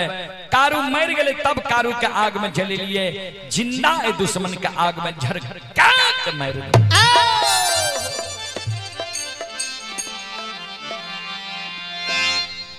सभा भंग भे गए बाबूजी, सब अपना अपना घर गए। लक्षणों को वे बात के प्रभाव नहीं पड़ले जे कारू भैया के पूजा जा नहीं छोड़बे तो बड़का भैया हमारा आग में जला के मार दे।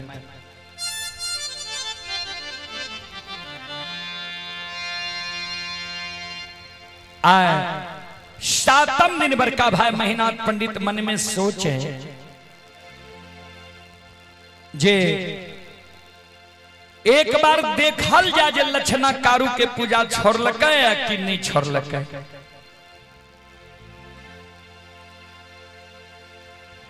आए बड़का भाई महिनाथ पंडित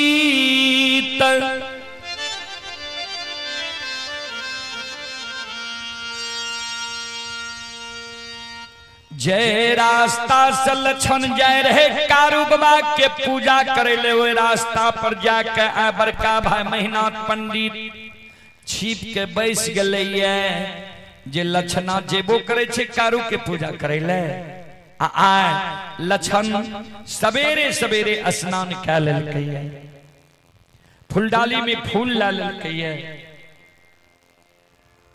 धूप दीप अगरबत्ती ला लेलकै,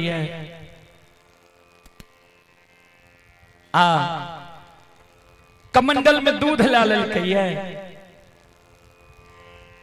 सवेरे सवेरे जा रहे कारू बाबा के पूजा करे।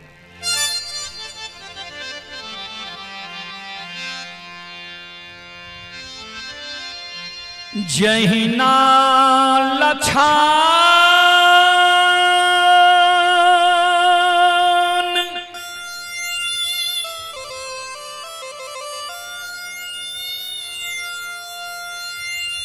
महिनाथ बाबा के नजदीक पहुंचई छई,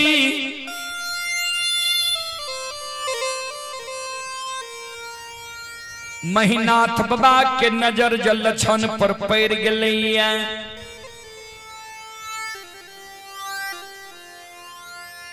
महिनाथ बाबा मन में सोचे ओ दुश्मन तो नहीं छोड़लके कारू के पूजा। महिनाथ बाबा लक्षण के आगे में सामने सामने खड़ा है। लक्षण के नजर पर ले महिनाथ बाबा पर लक्षण के पैर चलना रुक गले, सिर नीचा क्या कर लक्षण खराब है। महिनाथ बाबा कहे रे लक्षण फुलडाली में फूल धूप दीप अगरबत्ती आ कमंडल में दूध ला के कते जा रहा है।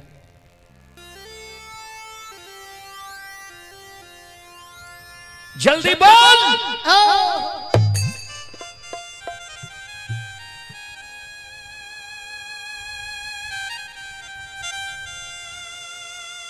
बाबूजी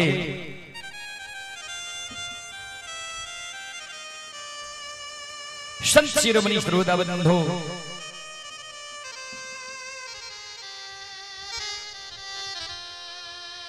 लक्षण ध्यान देवे 12 वर्ष लक्षण के उम्र हो रहे, आज तक लक्षण कहियो बड़का भाई महिनाथ पंडित के मुहा मुही नहीं बोल ले रहे।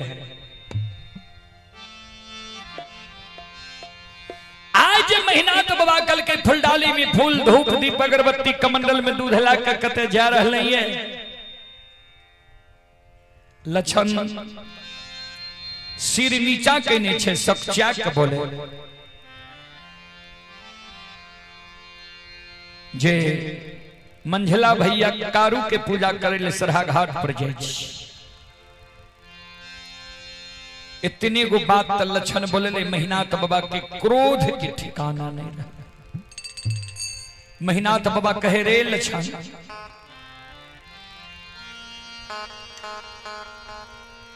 आज से 7 दिन पहले तोरा वो सभा में की समझलियो बोल।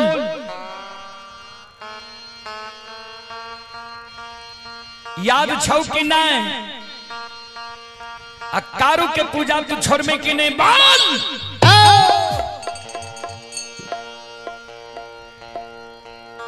श्रोत बाबा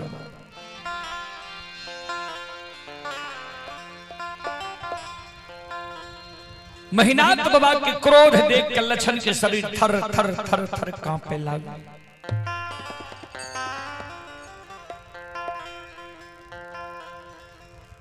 फूल डाली के धरती पर राख दइए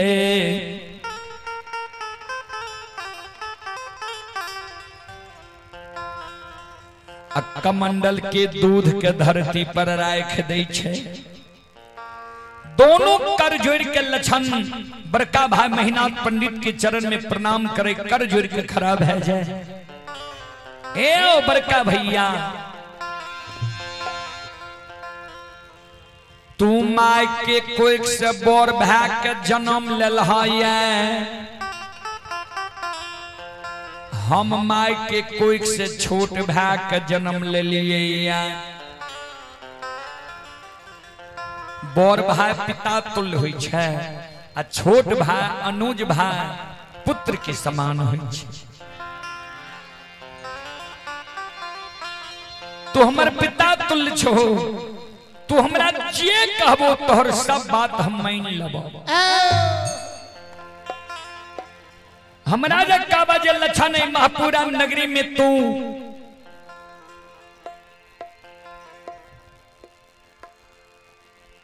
भोजन करना छोड़ दे, तोहर बात हम मान लेबा। महापुरा नगरी में हम भोजन करना छोड़ सके छिया।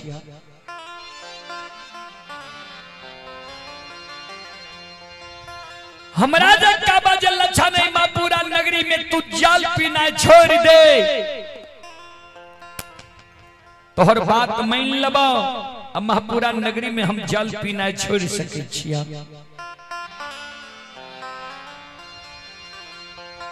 हमरा जे तू काबा जे लक्षण ए महापुरा नगरी के धन संपत्ति में तोहर कोई हिस्सेदारी नहीं छो।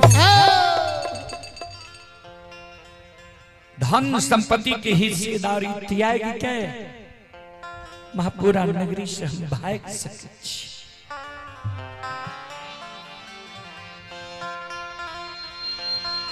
सब बात भैया हम तोहर मान लेबा,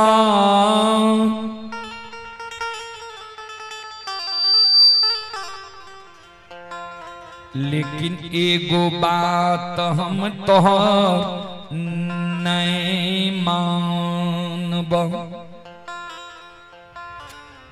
हमरा जे तू कहे छो जे लक्षण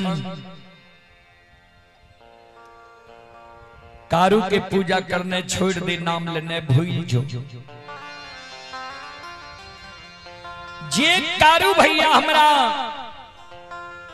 गोद में बैसा के माखन मिश्री खुआ मलाई खिलेल के पेट लगा के माई के तरह सुतल के वो कारू भैया के ने हम पूजा करने छोड़बो, अन्ने नाम लेने भूलबो। हमरा कहे छोड़ने कारू के पूजा नहीं छोड़बी तो आग में जला के मार दबो। कारू के नाम लेने नहीं भूलबी तो तोरा जिंदा आग में झरका के मार दबो। आग में जल के हम आग में जला के हमरा मार देबो, आग में जल के हम मर जेबा। लेकिन जा तक हमरा तन में प्राण रहता, हमरा ऐ पंच भौतिक शरीर में रमता राम रहता। हे ओबर का भैया हमारा तो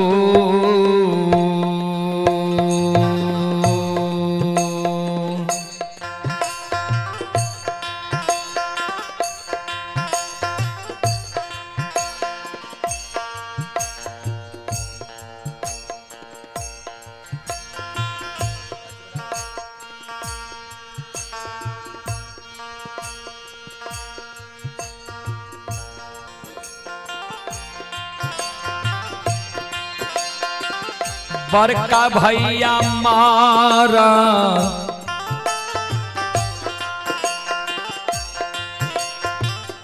तो हो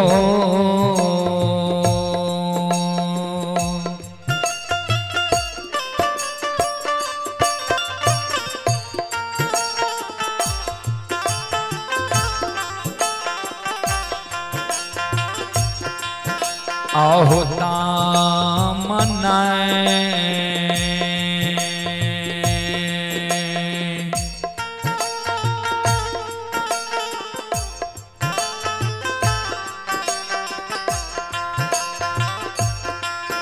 हे हो छोरबा हो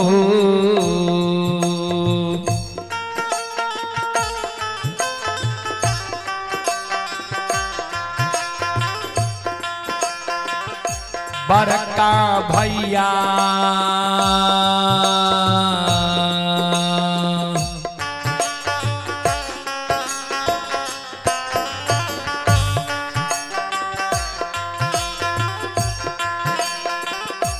नहीं छोड़बकारू भैया के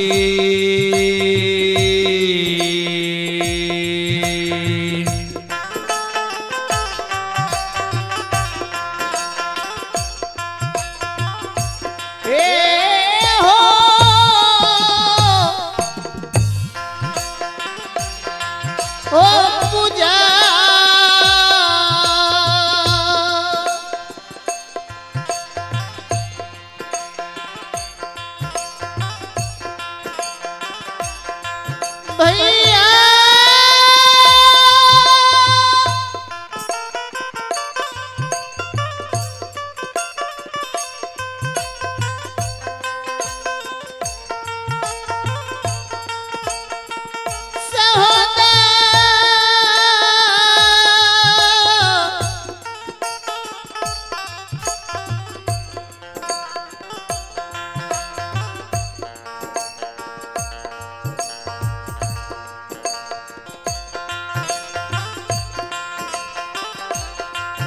रे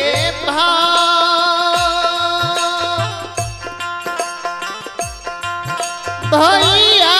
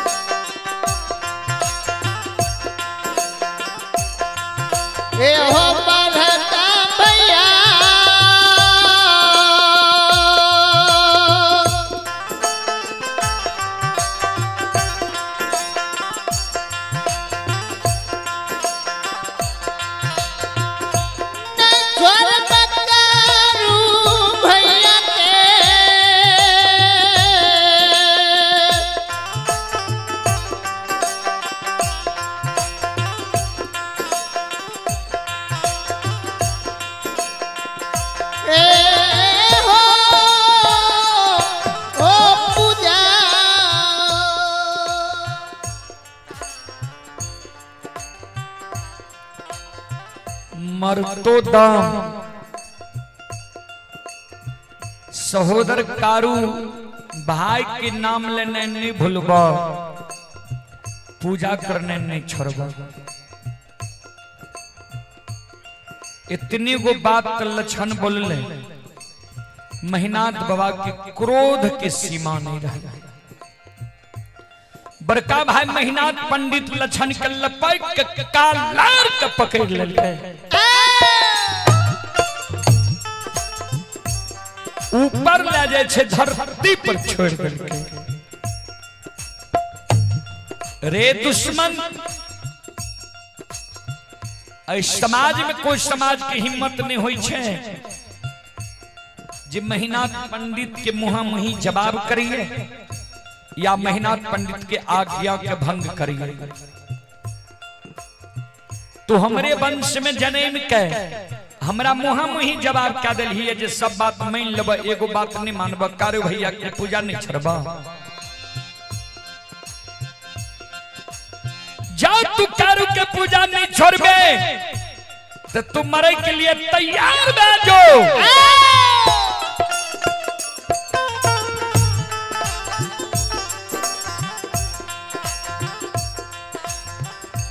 कल 12 बजे दिन में तुला 7 का चंदन के चेला में जला के मार दबो। जे कारू और जे सहयोगी के तोरा पुकार करने हो, पुकार क्या ली है देखबो के तोरा कल 12 बजे दिन में 7 का चंदन के चेला से बचावे लावे छो। आइए पुरस्कार की ओर इंद्रजीत कुमार की ओर से श्रद्धा के साथ बड़े उदार दिल से ऑनलाइन फोन पे के द्वारा 21 रुपए की पुरस्कार आए हैं। झूना कुमार की ओर से 51 रुपए की पुरस्कार आए हैं।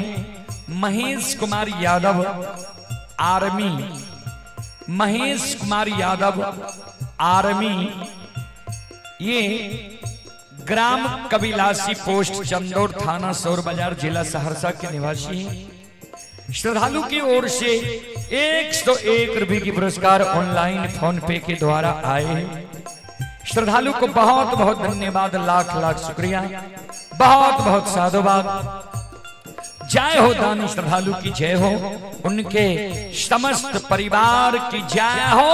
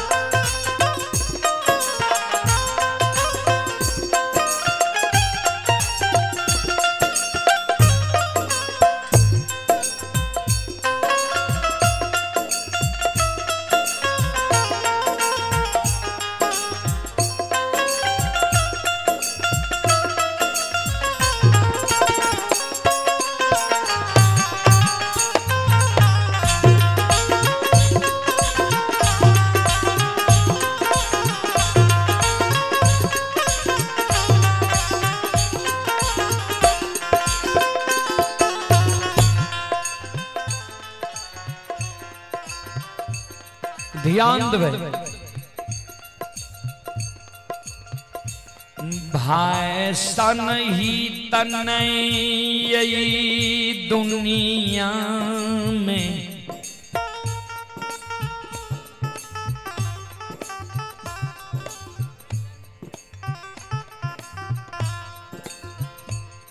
भाई सन दुश्मन ने ए दुनिया में हुई।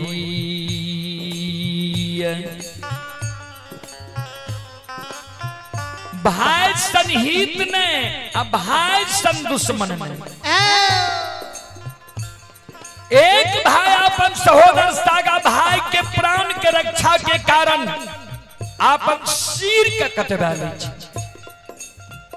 आज सहोदर सागा बड़का भाई के देखियो छोटका भाई के आग में जलावे के षड्यंत्र बना रहे हैं। संत शिरोमणि सरोदाबंधो आओ ये भाई आके तू समा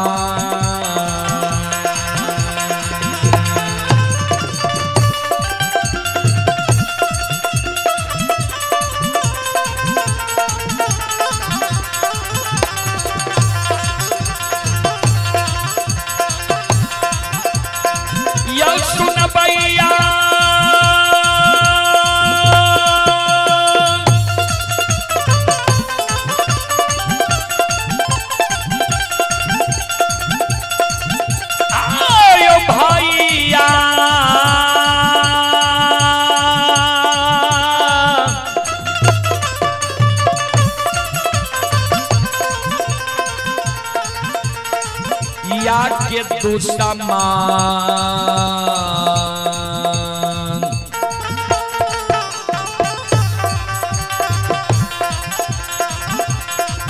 हे यो भैया बनल समाज बाबा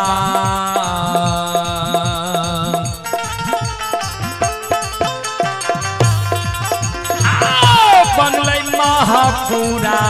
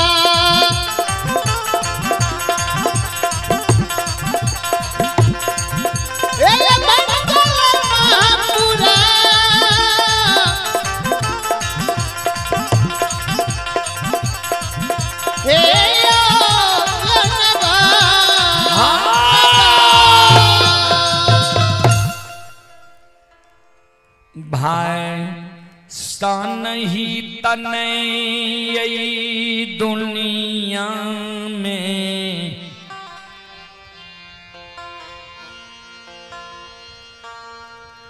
भाई सान आन दुश्मन नहीं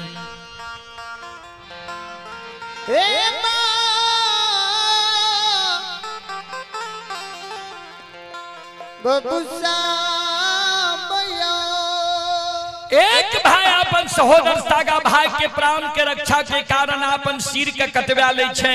सहोदर सागा बड़का भाई के देखियो छोटका भाई के आग में जलावे के षड्यंत्र बना रहे हैं। आइए पुरस्कार की ओर शंभू यादव जी की ओर से श्रद्धा के साथ बड़े उदार दिल से शानदार ऑनलाइन फोन पे के द्वारा 51 रुपए की पुरस्कार आए हैं। कारी बाबू की ओर से श्रद्धा के साथ बड़े उदार दिल से 101 रुपए की पुरस्कार आए हैं। झूना कुमार यादव सकरवासा के निवासी ही श्रद्धालु की ओर से 51 रुपए की पुरस्कार आए हैं। और आप हैं इंद्रजीत यादव दुबियाही जिला सुपौल के निवासी ही 21 रुपए की पुरस्कार आए हैं। और हमारे माननीय मुखिया जी सुरेंद्र बाबू माननीय मुखिया जी की ओर से श्रद्धा के साथ बड़े उदार दिल से शानदार 201 रुपए की पुरस्कार आए हैं। एक बार हमारे माननीय मुखिया जी के नाम पर जोरदार ताली हो जाए। भगवान श्रद्धालु की मनोकामना को पूर्ण करे। मां सरस्वती परिवार में बाल बच्चे को सद्बुद्धि ध्यान दे। बाबा भोले भंडारी भंडार को भरे रखे। जय हो दानी श्रद्धालु की जय हो, उनकी समस्त परिवार की जय हो। जय हो। अइला से बकिया बाबा तोहरे दोरिया हो बाबा हो। अइला से बकिया बाबा तोहरे दोरिया हो बाबा सेवकिया बाबा तोहरे दुआरिया हो बाबा हो अइला सेवकिया बाबा तोहरे दुआरिया हो बाबा बाबा हो सेवक के मन के मनोरथ पूरी हो बाबा बाबा हो सेवक के मन के मनोरथ पुरैया हो बाबा बाबा हो सेवक के भागा कहूँ जगैया हो बाबा तोहरे दुआरिया में अइला पूजरिया हो तोहरे दुआरिया में अइला पूजरिया हो एक बेरा फेरी दी हो सेवक पर नजरिया हो एक बेरा फेरी दी हो सेवक पर नजरिया हो फेरो से सेवक तोहरे दुआरिया हो बाबा हो फेरो तोहरे दुआरिया हो बाबा हो फेरो से सेवक तोहरे दुआरिया हो बाबा हो फेरो तोहरे दुआरिया हो बाबा बाबा हो सेवक के बिगड़ी काम बनी हो बाबा बाबा हो सेवक के बिगड़ी काम बनैया हो बाबा बाबा हो सेवक के मस्त मनोरथ पुरैया हो बाबा बाबा हो सेवक के भागा कहूँ जगैया हो बाबा बाबा हो सेवक के बिगड़ी काम बनैया हो बाबा बोल बोल साचे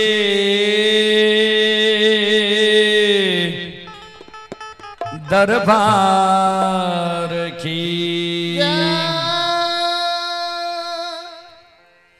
क्रोध के मारे महीनाथ बाबा फुलडाली के फूल के धरती पर गिरा दिल के कमंडल के दूध के धरती पर पलटा दिल के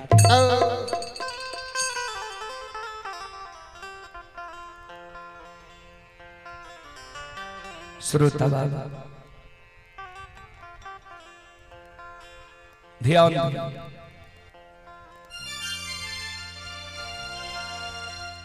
लक्षण के कह दिल के कायल 7 गा चंदन के चेला में तोरा हम जला के मार देबो जे सहयोगी के तोरा बोले नहीं हो बोला ली है देखबो के बचबे ला वही जगह से महीनाथ बाबा क्रोध के मारे भागल भागल चल गए महापुरा डीह पर मंगरू पंगरू नाम के दू भाई बढ़ई रहे जरा सुतिहार और कमार कहे महीनाथ बाबा आवाज लगावे रे मंगरू रे पंगरू घर छे आंगन छे घर आंगन से बाहर हो द्वार पर आ मंगरू पंगरू दोनों भाई द्वार पर आवे छे महीनाथ बाबा के चरण में कर जोड़ी के प्रणाम करे महीनाथ बाबा के कहे बाबा कोनो जे अति आवश्यक जरूरी रहे यहाँ अपना द्वार पर हमरा बोलवा लती है यहाँ अपने से हमरा द्वार पर किया है कौन एहन अति आवश्यक जरूरी है जे यहाँ अपने से हमरा द्वार पर एलिए महीनाथ बाबा कल के हाँ अति आवश्यक जरूरी है हमरा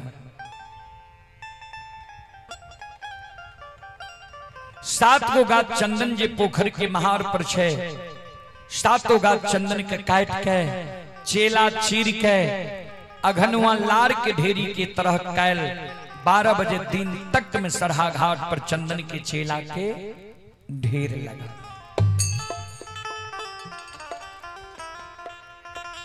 मंगरू पंगरू दोनों भाई चौंक गले बाबा चंदन के पांगे नहीं दे रहा कहे रो जे कारू भाई हमर मर गए कारू भाई के हाथ के लगाल चंदन निशानी रह गए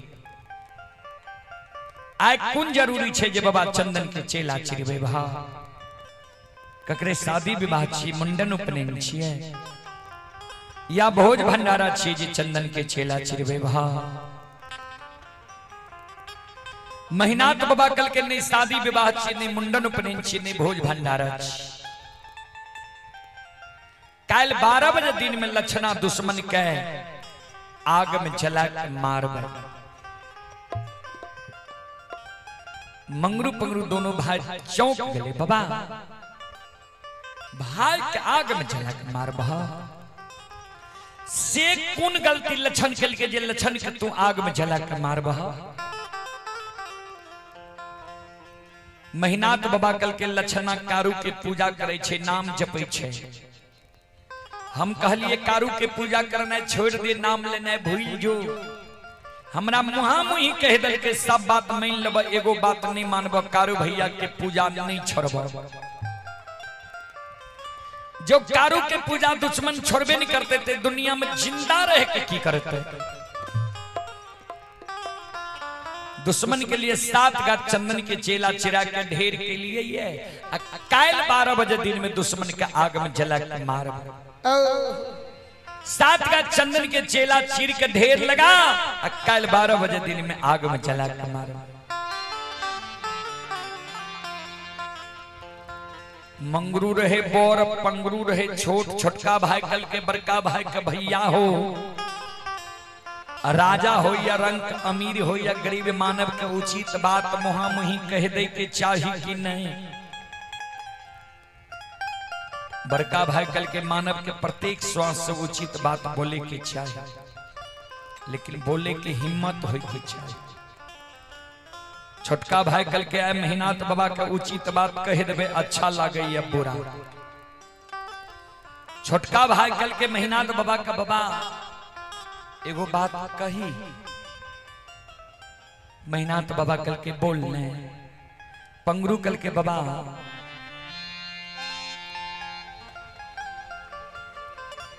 आए भाई गलती कल का ये भाई के तू आग में जला के मारे ले तैयार छो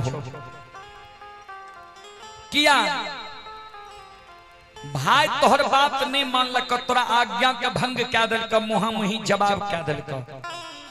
ठीक है भाई के तू आग में जला के मार दब लेकिन विचार कर हो तो बाबा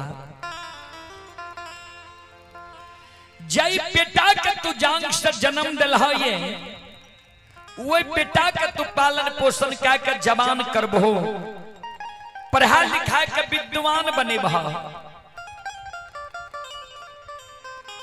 जवान मोनमती में जब तू अपना जान के जन्मल बेटा के कोनो आदेश दबा तोहर जान के जन्मल बेटा जब तोरा आदेश करने माना तोहर पालल पोषल बेटा जब तोरा आज्ञा के भंग कह दो तोहर पढ़ा लिखाल बेटा जब तोरा मुहा मुही जवाब कह दो तो बेटा का बाबा तू आग में जला के मार सके छो।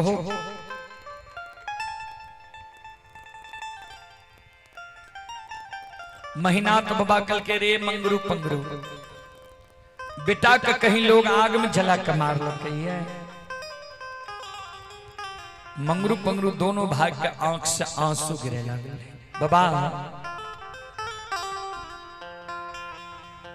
हे हो बेटा गलती करतो तो बेटा के आग में जला के नहीं मारबो। भाई जे आय गलती कैल तब भाई के तू आग में जला के मारे ले तैयार छो। जबकि बेटा मानव के बार बार मिल सकई है। बेटा मर जा पत्नी मर जा दूसरो शादी मानव करे छे और ओहो से बेटा जन्म ले छे तो जान के जन्मल बेटा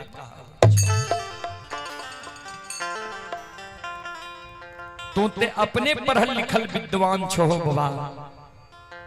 गोस्वामी तुलसीदास जी महाराज रामचरितमानस में की लिखल है ध्यान से श्रवण करब।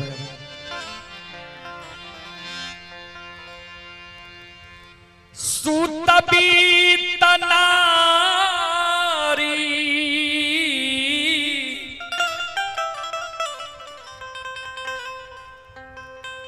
भवन परिवारा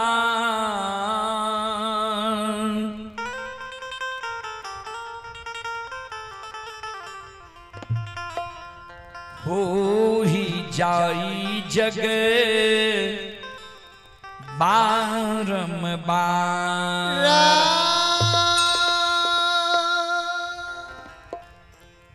सूत बीत नारी भवन परिवारा हो ही जाई जग बारंबार। सूत माने पुत्र होय छे, बीत माने धन होय छे, नारी माने पत्नी होय छे, भवन माने घर होय छे। ये सारी चीज मानव के संसार में दोबारा मिल सके।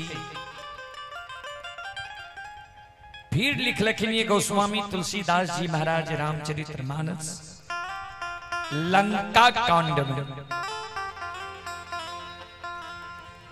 अस विचार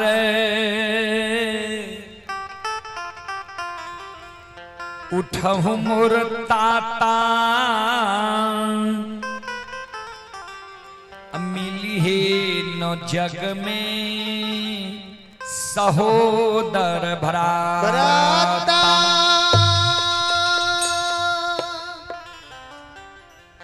अस विचार उठहु मोर ताता मिली है न जग में सहोदर भ्राता।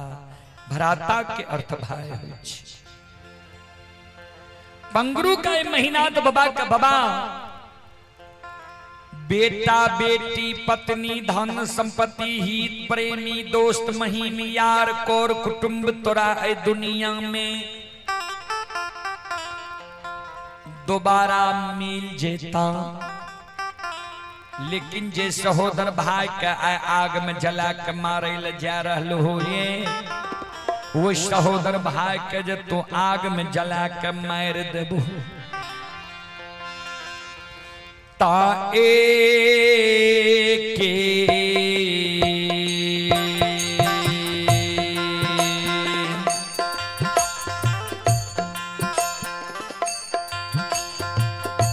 हो महीनाथ बाबा ये के हो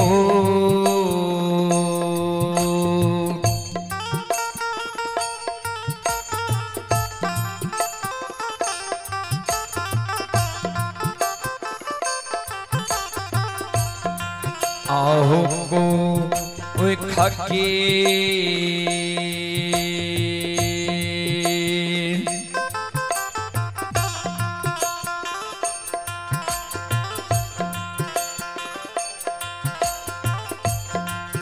आहो जनमल सहोदरा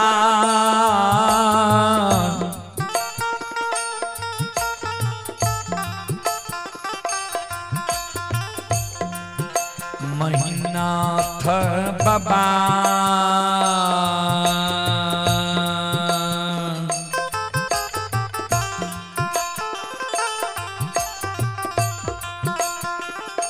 नहीं मिलता दुनिया हो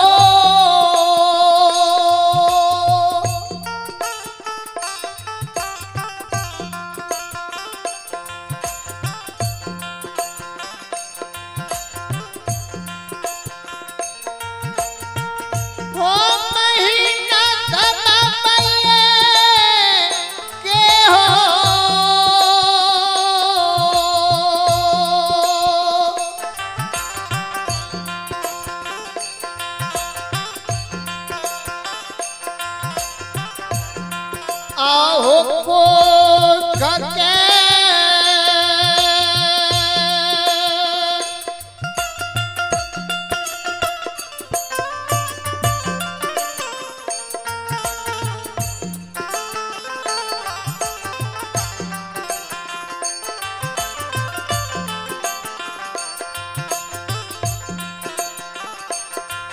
आओ जनमल से हो तेरा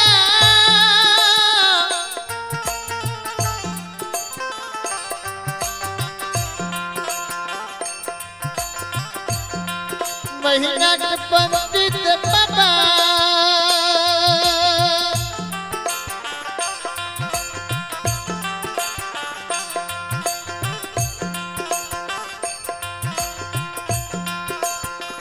न मिलता दुनिया हो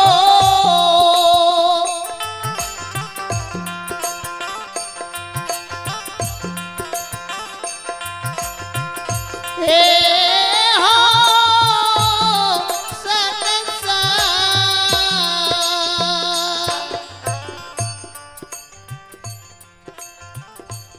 एक कोई के जन्म सहोदर भाई तोरा ए दुनिया में नहीं मिलता बाबा।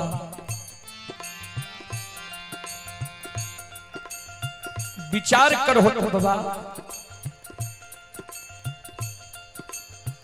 बेटा जब बाप के जांग पर गंदा क्या दे छे, बाप की करे छे जांग काट के फेंक दे छे कि गंदा के साफ करवावे छे। वह समान लक्षण तोहर छोट भाई पुत्र के समान छा। तू लक्षण के लिए बड़ भाई पिता तुल्य छो। लक्षण जब गलती के लिए तो लक्षण के बुझे भाव समझे भाव कि आगे में जला कर मार दबाव। यहाँ से बड़ भाई के धर्म, यहाँ से बुजुर्ग लोग के कार्य। ए ओ महीना तो बाबा हमरा बात के बाबा तुम मानो।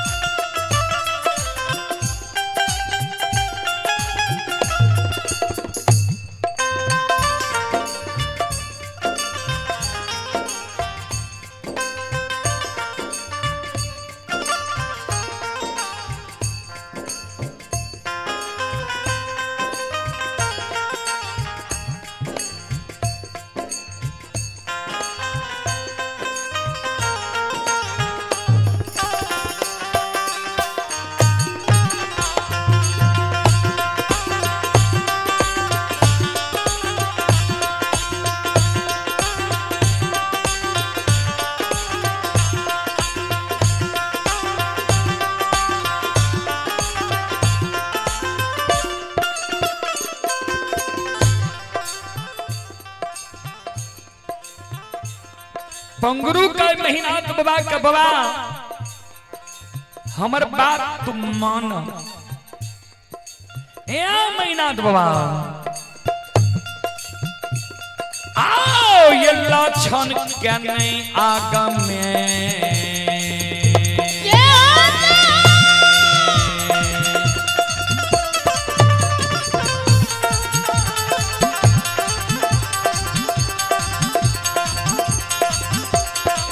ओ महीनाथ बाबा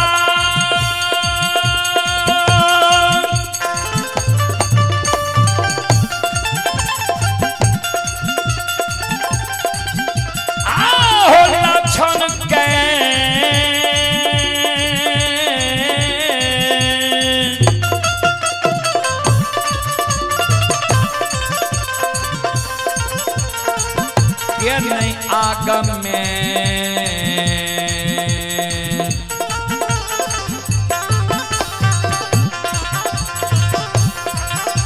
नहीं जलइयो ये महीना पंडित बाबा।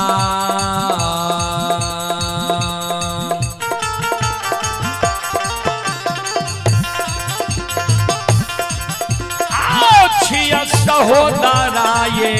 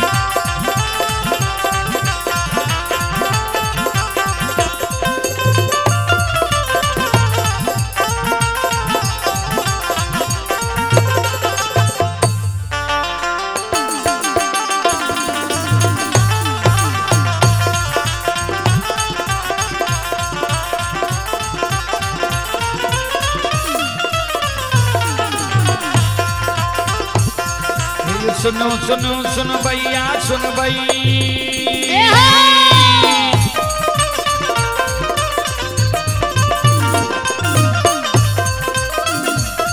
ये सुनो सुनो सुनो भैया सुन भई, योग भैया बज भैया सुन भई।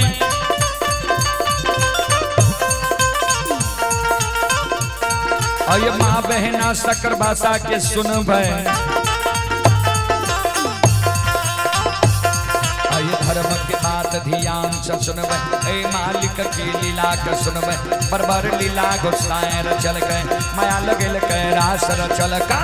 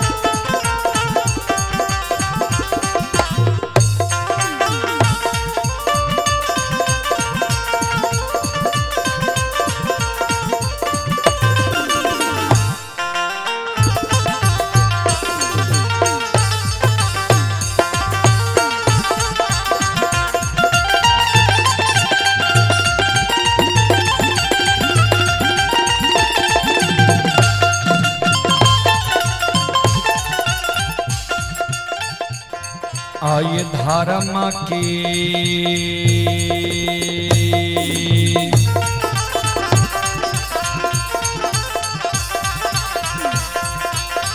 हे यो बाबा धर्म के लीला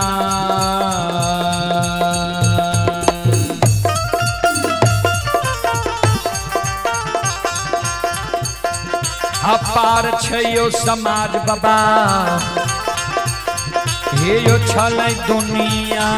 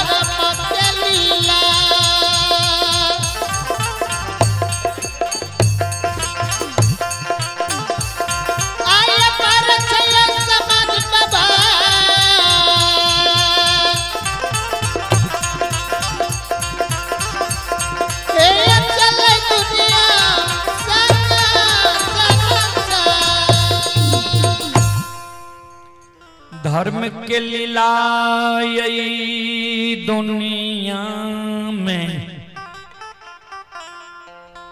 अगम अपार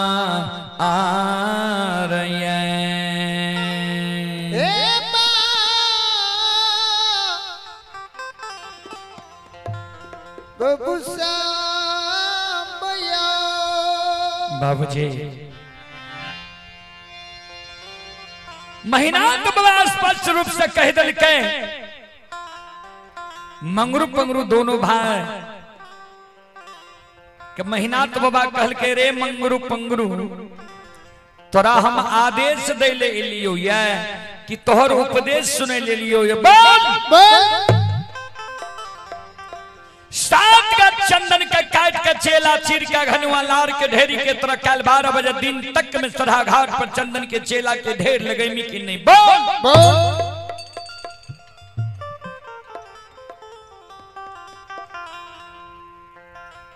दोनों भाई कर जोड़ लेल के बाबा अपने के अदब शासन में छी अपने के जमीन में बसल छी अपने के अदब शासन में हम जरूर रहो हमर जे धर्म रहे यहाँ का कह दे बात मानू या नहीं मानू भाई तो यही की छिया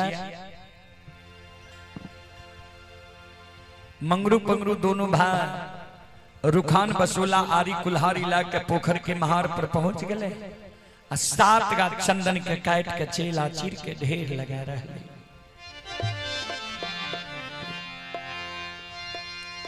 कभी लिखनी है बाबूजी बुरे दिन जब आते हैं 3 चीज भयो भिन्न खाना बानी बैस की विधाता लियो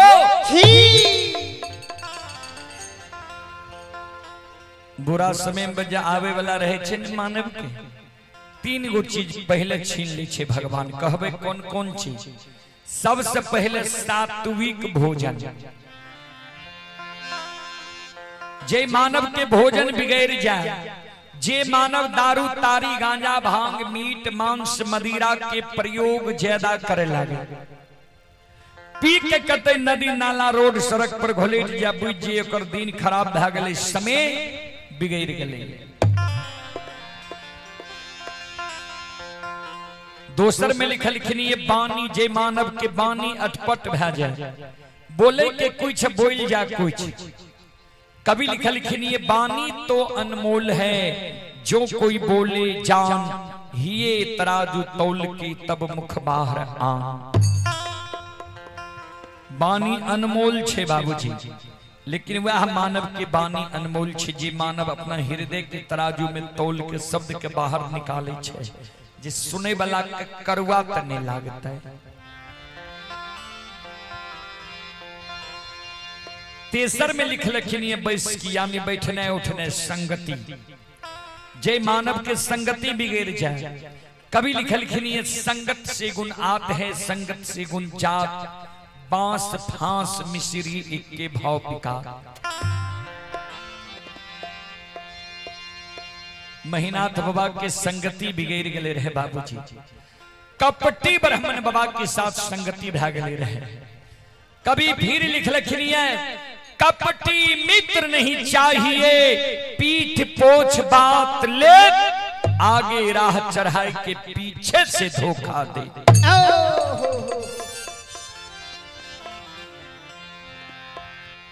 सबसे खतरनाक होय छे बाबूजी कपटी मित्र, कपटी दोस्त, कपटी हितैषी।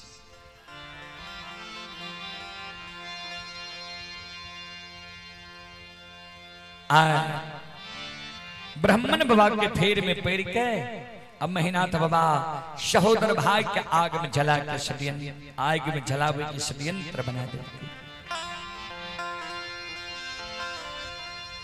सात गाछ चंदन के जला चीर के,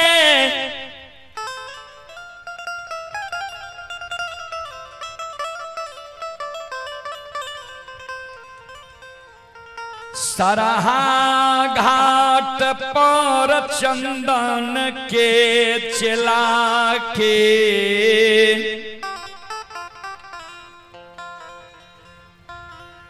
ढेर लाग गई।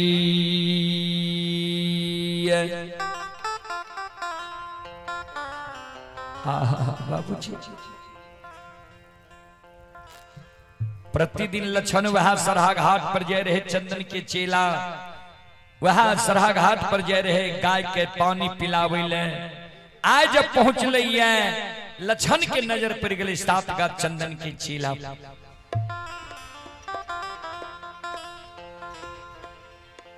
मन में सोचे भैया चेला क्या चिरा दिल कहिए, नहीं ककरे शादी विवाह छी, नहीं मुंडन उपनयन छी, नहीं भोज भंडारा छिए। भैया चेला क्या चिरे के सवेरे सवेरे हमरा कहल के रहे जे कारू के पूजा नहीं छोड़बे त आग में जला के मार देबो। हमरे लिए तो भैया चेला नहीं चिरे कहिए। आखिर चेला चिरने हेते तो मंगरू पंगरू भैया एक बार जाके पूछिए जे किया चेला चिरे छो। लक्षण गाय के लहठा बथान पर रोक दे छे। अब पहुंच गए लहठा बथान पर, पहुंच गए सरहा घाट पर।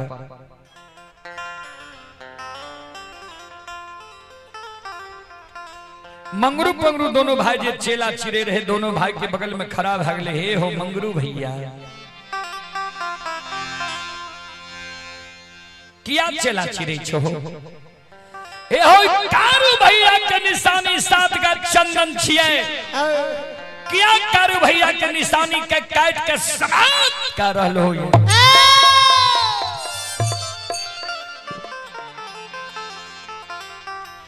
मंगरू पंगरू दोनों भाई लक्षण के बगल में बैसा लेल के लक्षण के समझावे। लक्षण सोन हे रे जहाँ और सूर्य भगवान उगई छई, वहाँ और मानव प्रणाम करे।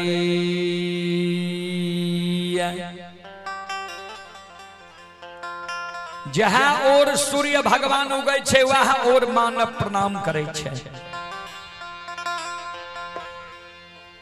तोहर मालिक रहो संत बाबा कारू, संत बाबा कारू मर गए। तोहर मालिक भए गेलो महीनाथ पंडित। महीनाथ पंडित जे कहे जो तू क्या न मान ले छी। लक्षण कल के भैया माने वाला बात कहते तब न मानबे, जे हम जीवन उपरांत जे बात नहीं मानबे से बात भैया हमरा कहिए।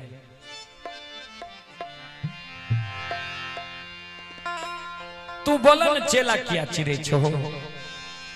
मंगरू पंगरू दोनों भाई लक्षण के गोद में बैसा के लक्षण के सूरत निहार निहार काने, कैन कैन का लक्षण के कहे लक्षण सुन।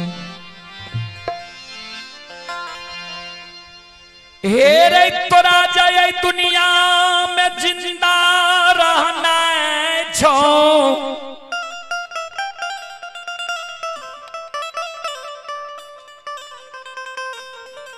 ऐ महापुरा नगरी के धन संपत्ति के लोभ के त्याग के तू महापुरा नगरी से जान बचा के भाग जो।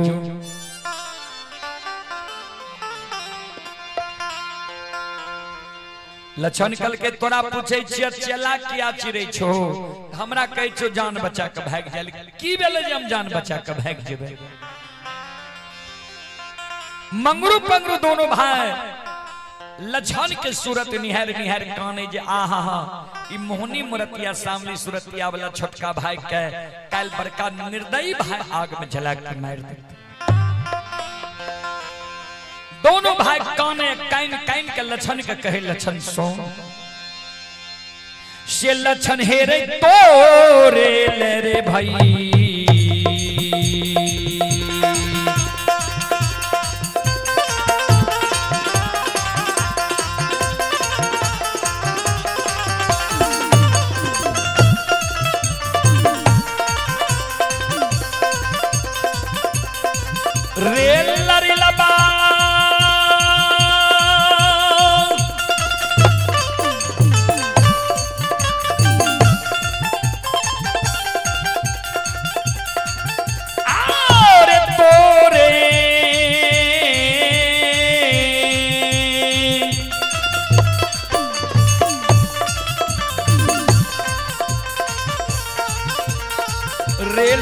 भैया रे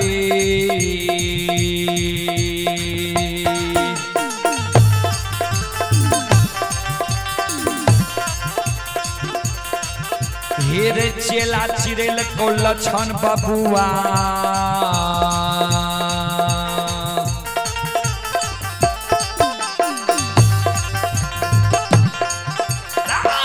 लक्षण महापुरा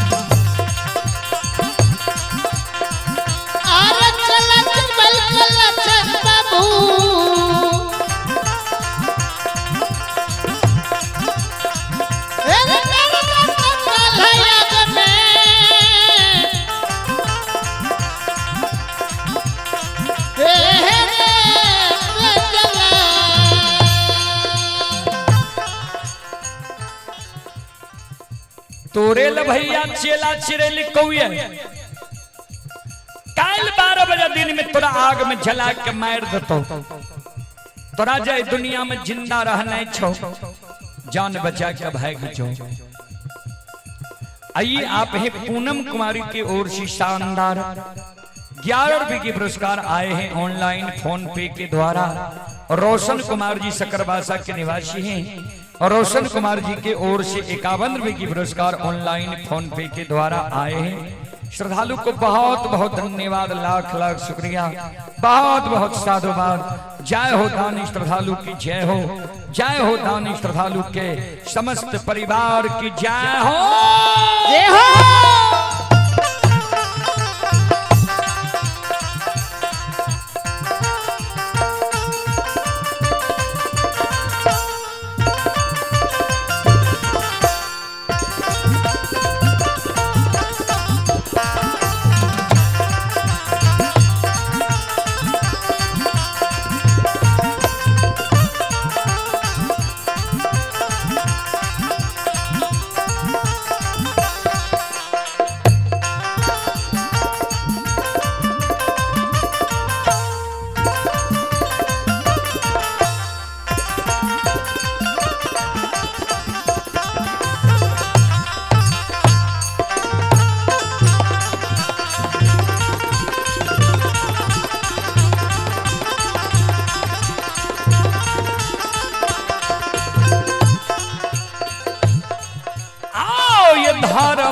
के लीला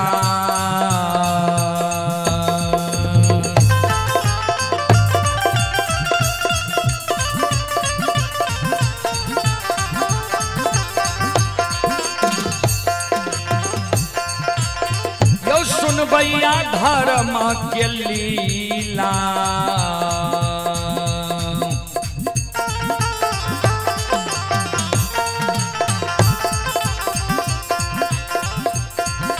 अपार छो सुनबैया बाबा ये यो छलै दुनिया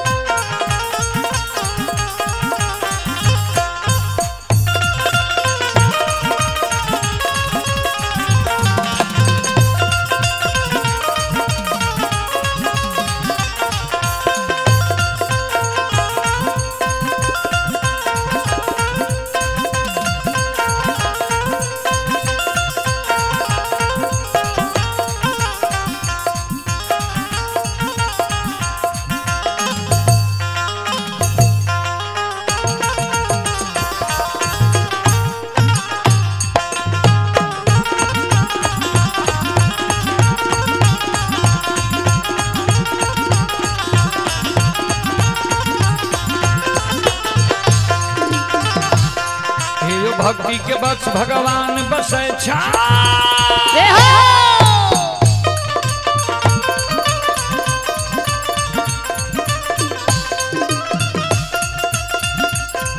यो भक्ति के बस भगवान बसे छे जे सब मालिक के भक्ति करल के आये मन तन धन से भजबे करल के आये वो कर बेड़ा पार करल कई घड़ी में भोर गोसाई उठबै छे पल में परले मन चाहिए तै छा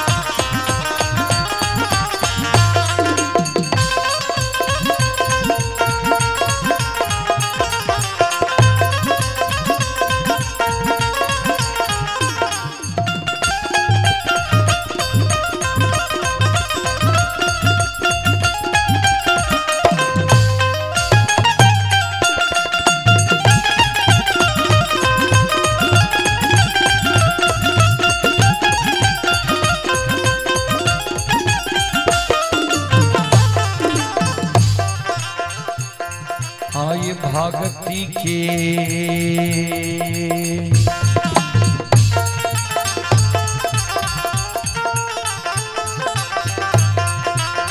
हे यो बाबा भक्ति के बस में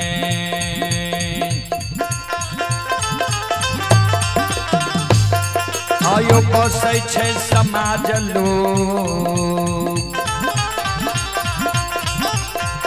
हो बसै छै ईश्वर भगवान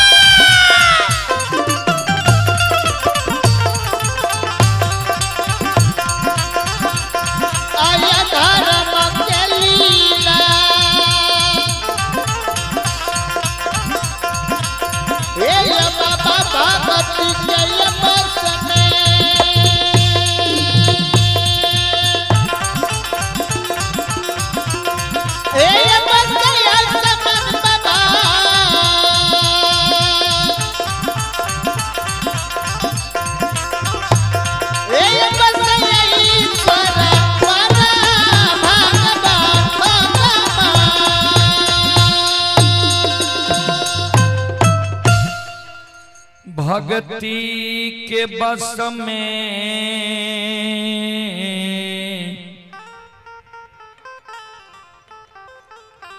भगवान आन बसैया।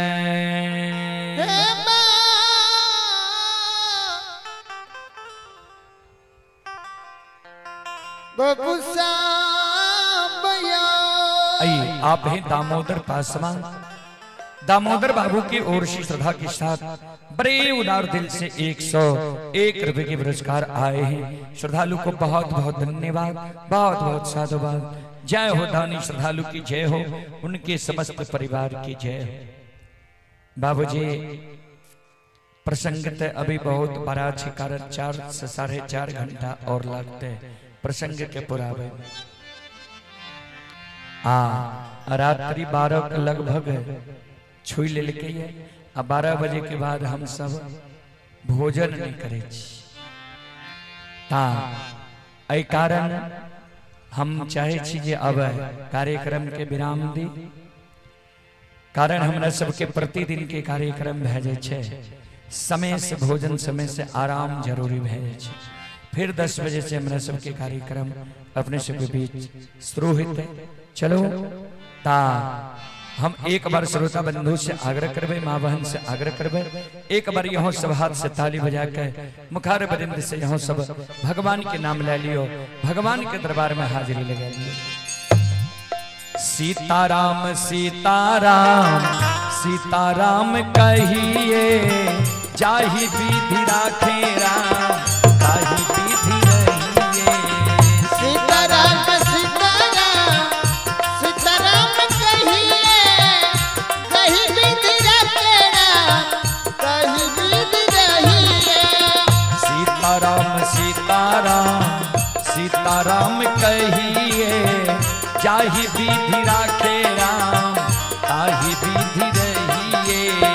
सीताराम सीताराम सीताराम कहिए, कहीं विधि राखे राम, कहीं विधि रहिए। मन में हो राम राम नाम से बहात में, तो अकेला नहीं प्यारे राम जी तेरे साथ में। मन में हो राम नाम, नाम के बहात में, तू अकेला नहीं प्यारे राम जी तेरे साथ में। मन में हो राम राम नाम से बहात में, तो अकेला नहीं प्यारे राम जी तेरे साथ में। मन में हो राम नाम, नाम के बहात में, तू अकेला नहीं प्यारे राम जी तेरे साथ में। विधि का विधान ज्ञान, विधि का विधान ज्ञान, हानि लाभ सहिए, जाहि विधि राखे राम, ताहि विधि रहिए। सीताराम सीताराम सीताराम कहिए, जाहि विधि राखे राम, ताहि विधि रहिए। सीताराम सीताराम सीताराम कहिए, जाहि विधि राखे राम, ताहि विधि रहिए। किया अभिमान तो फिर मान नहीं पाएगा, होगा प्यारे वही जो श्री राम जी को भाएगा। किया अभिमान तो फिर मान नहीं पाएगा, होगा प्यारे वही जो श्री राम जी को भाएगा। किया अभिमान तो फिर मान नहीं पाएगा, होगा प्यारे वही जो श्री राम जी को भाएगा। किया अभिमान तो फिर मान नहीं पाएगा, होगा प्यारे वही जो श्री राम जी को भाएगा। फल आशा त्याग शुभ, फल आशा त्याग शुभ, कर्म किया कीजिए, जाहि विधि राखे राम, ताहि विधि रहिए। सीताराम सीताराम सीताराम कहिए, जाहि विधि राखे राम, ताहि विधि रहिए। जय हो जय हो जय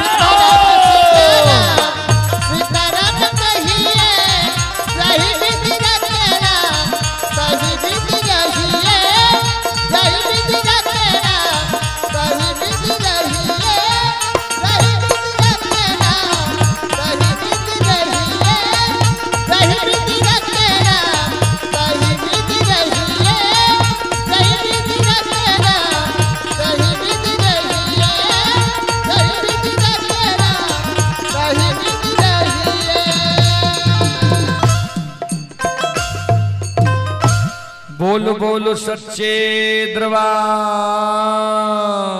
की भक्त और भगवान की महारुद्र बजरंग बली की उमापति महादेव की बाबा डिहवार की नमः पार्वती पतिये हारा हारा महादेव बोले चलो अपने सब श्रोता बंधु माँ बहन से क्षमा चाह माफ करियो। फिर दिन में अपने सबके बीच हम कार्यक्रम रखब एना एम जैम जुट के एक साथ सब भक्ति प्रसारण सुन के पुण्य के भागी बनाओ। जय बाबा धर्मराज, जय बाबा बजरंग बली, जय हिंद, जय भारत, जय संत, जय समाज।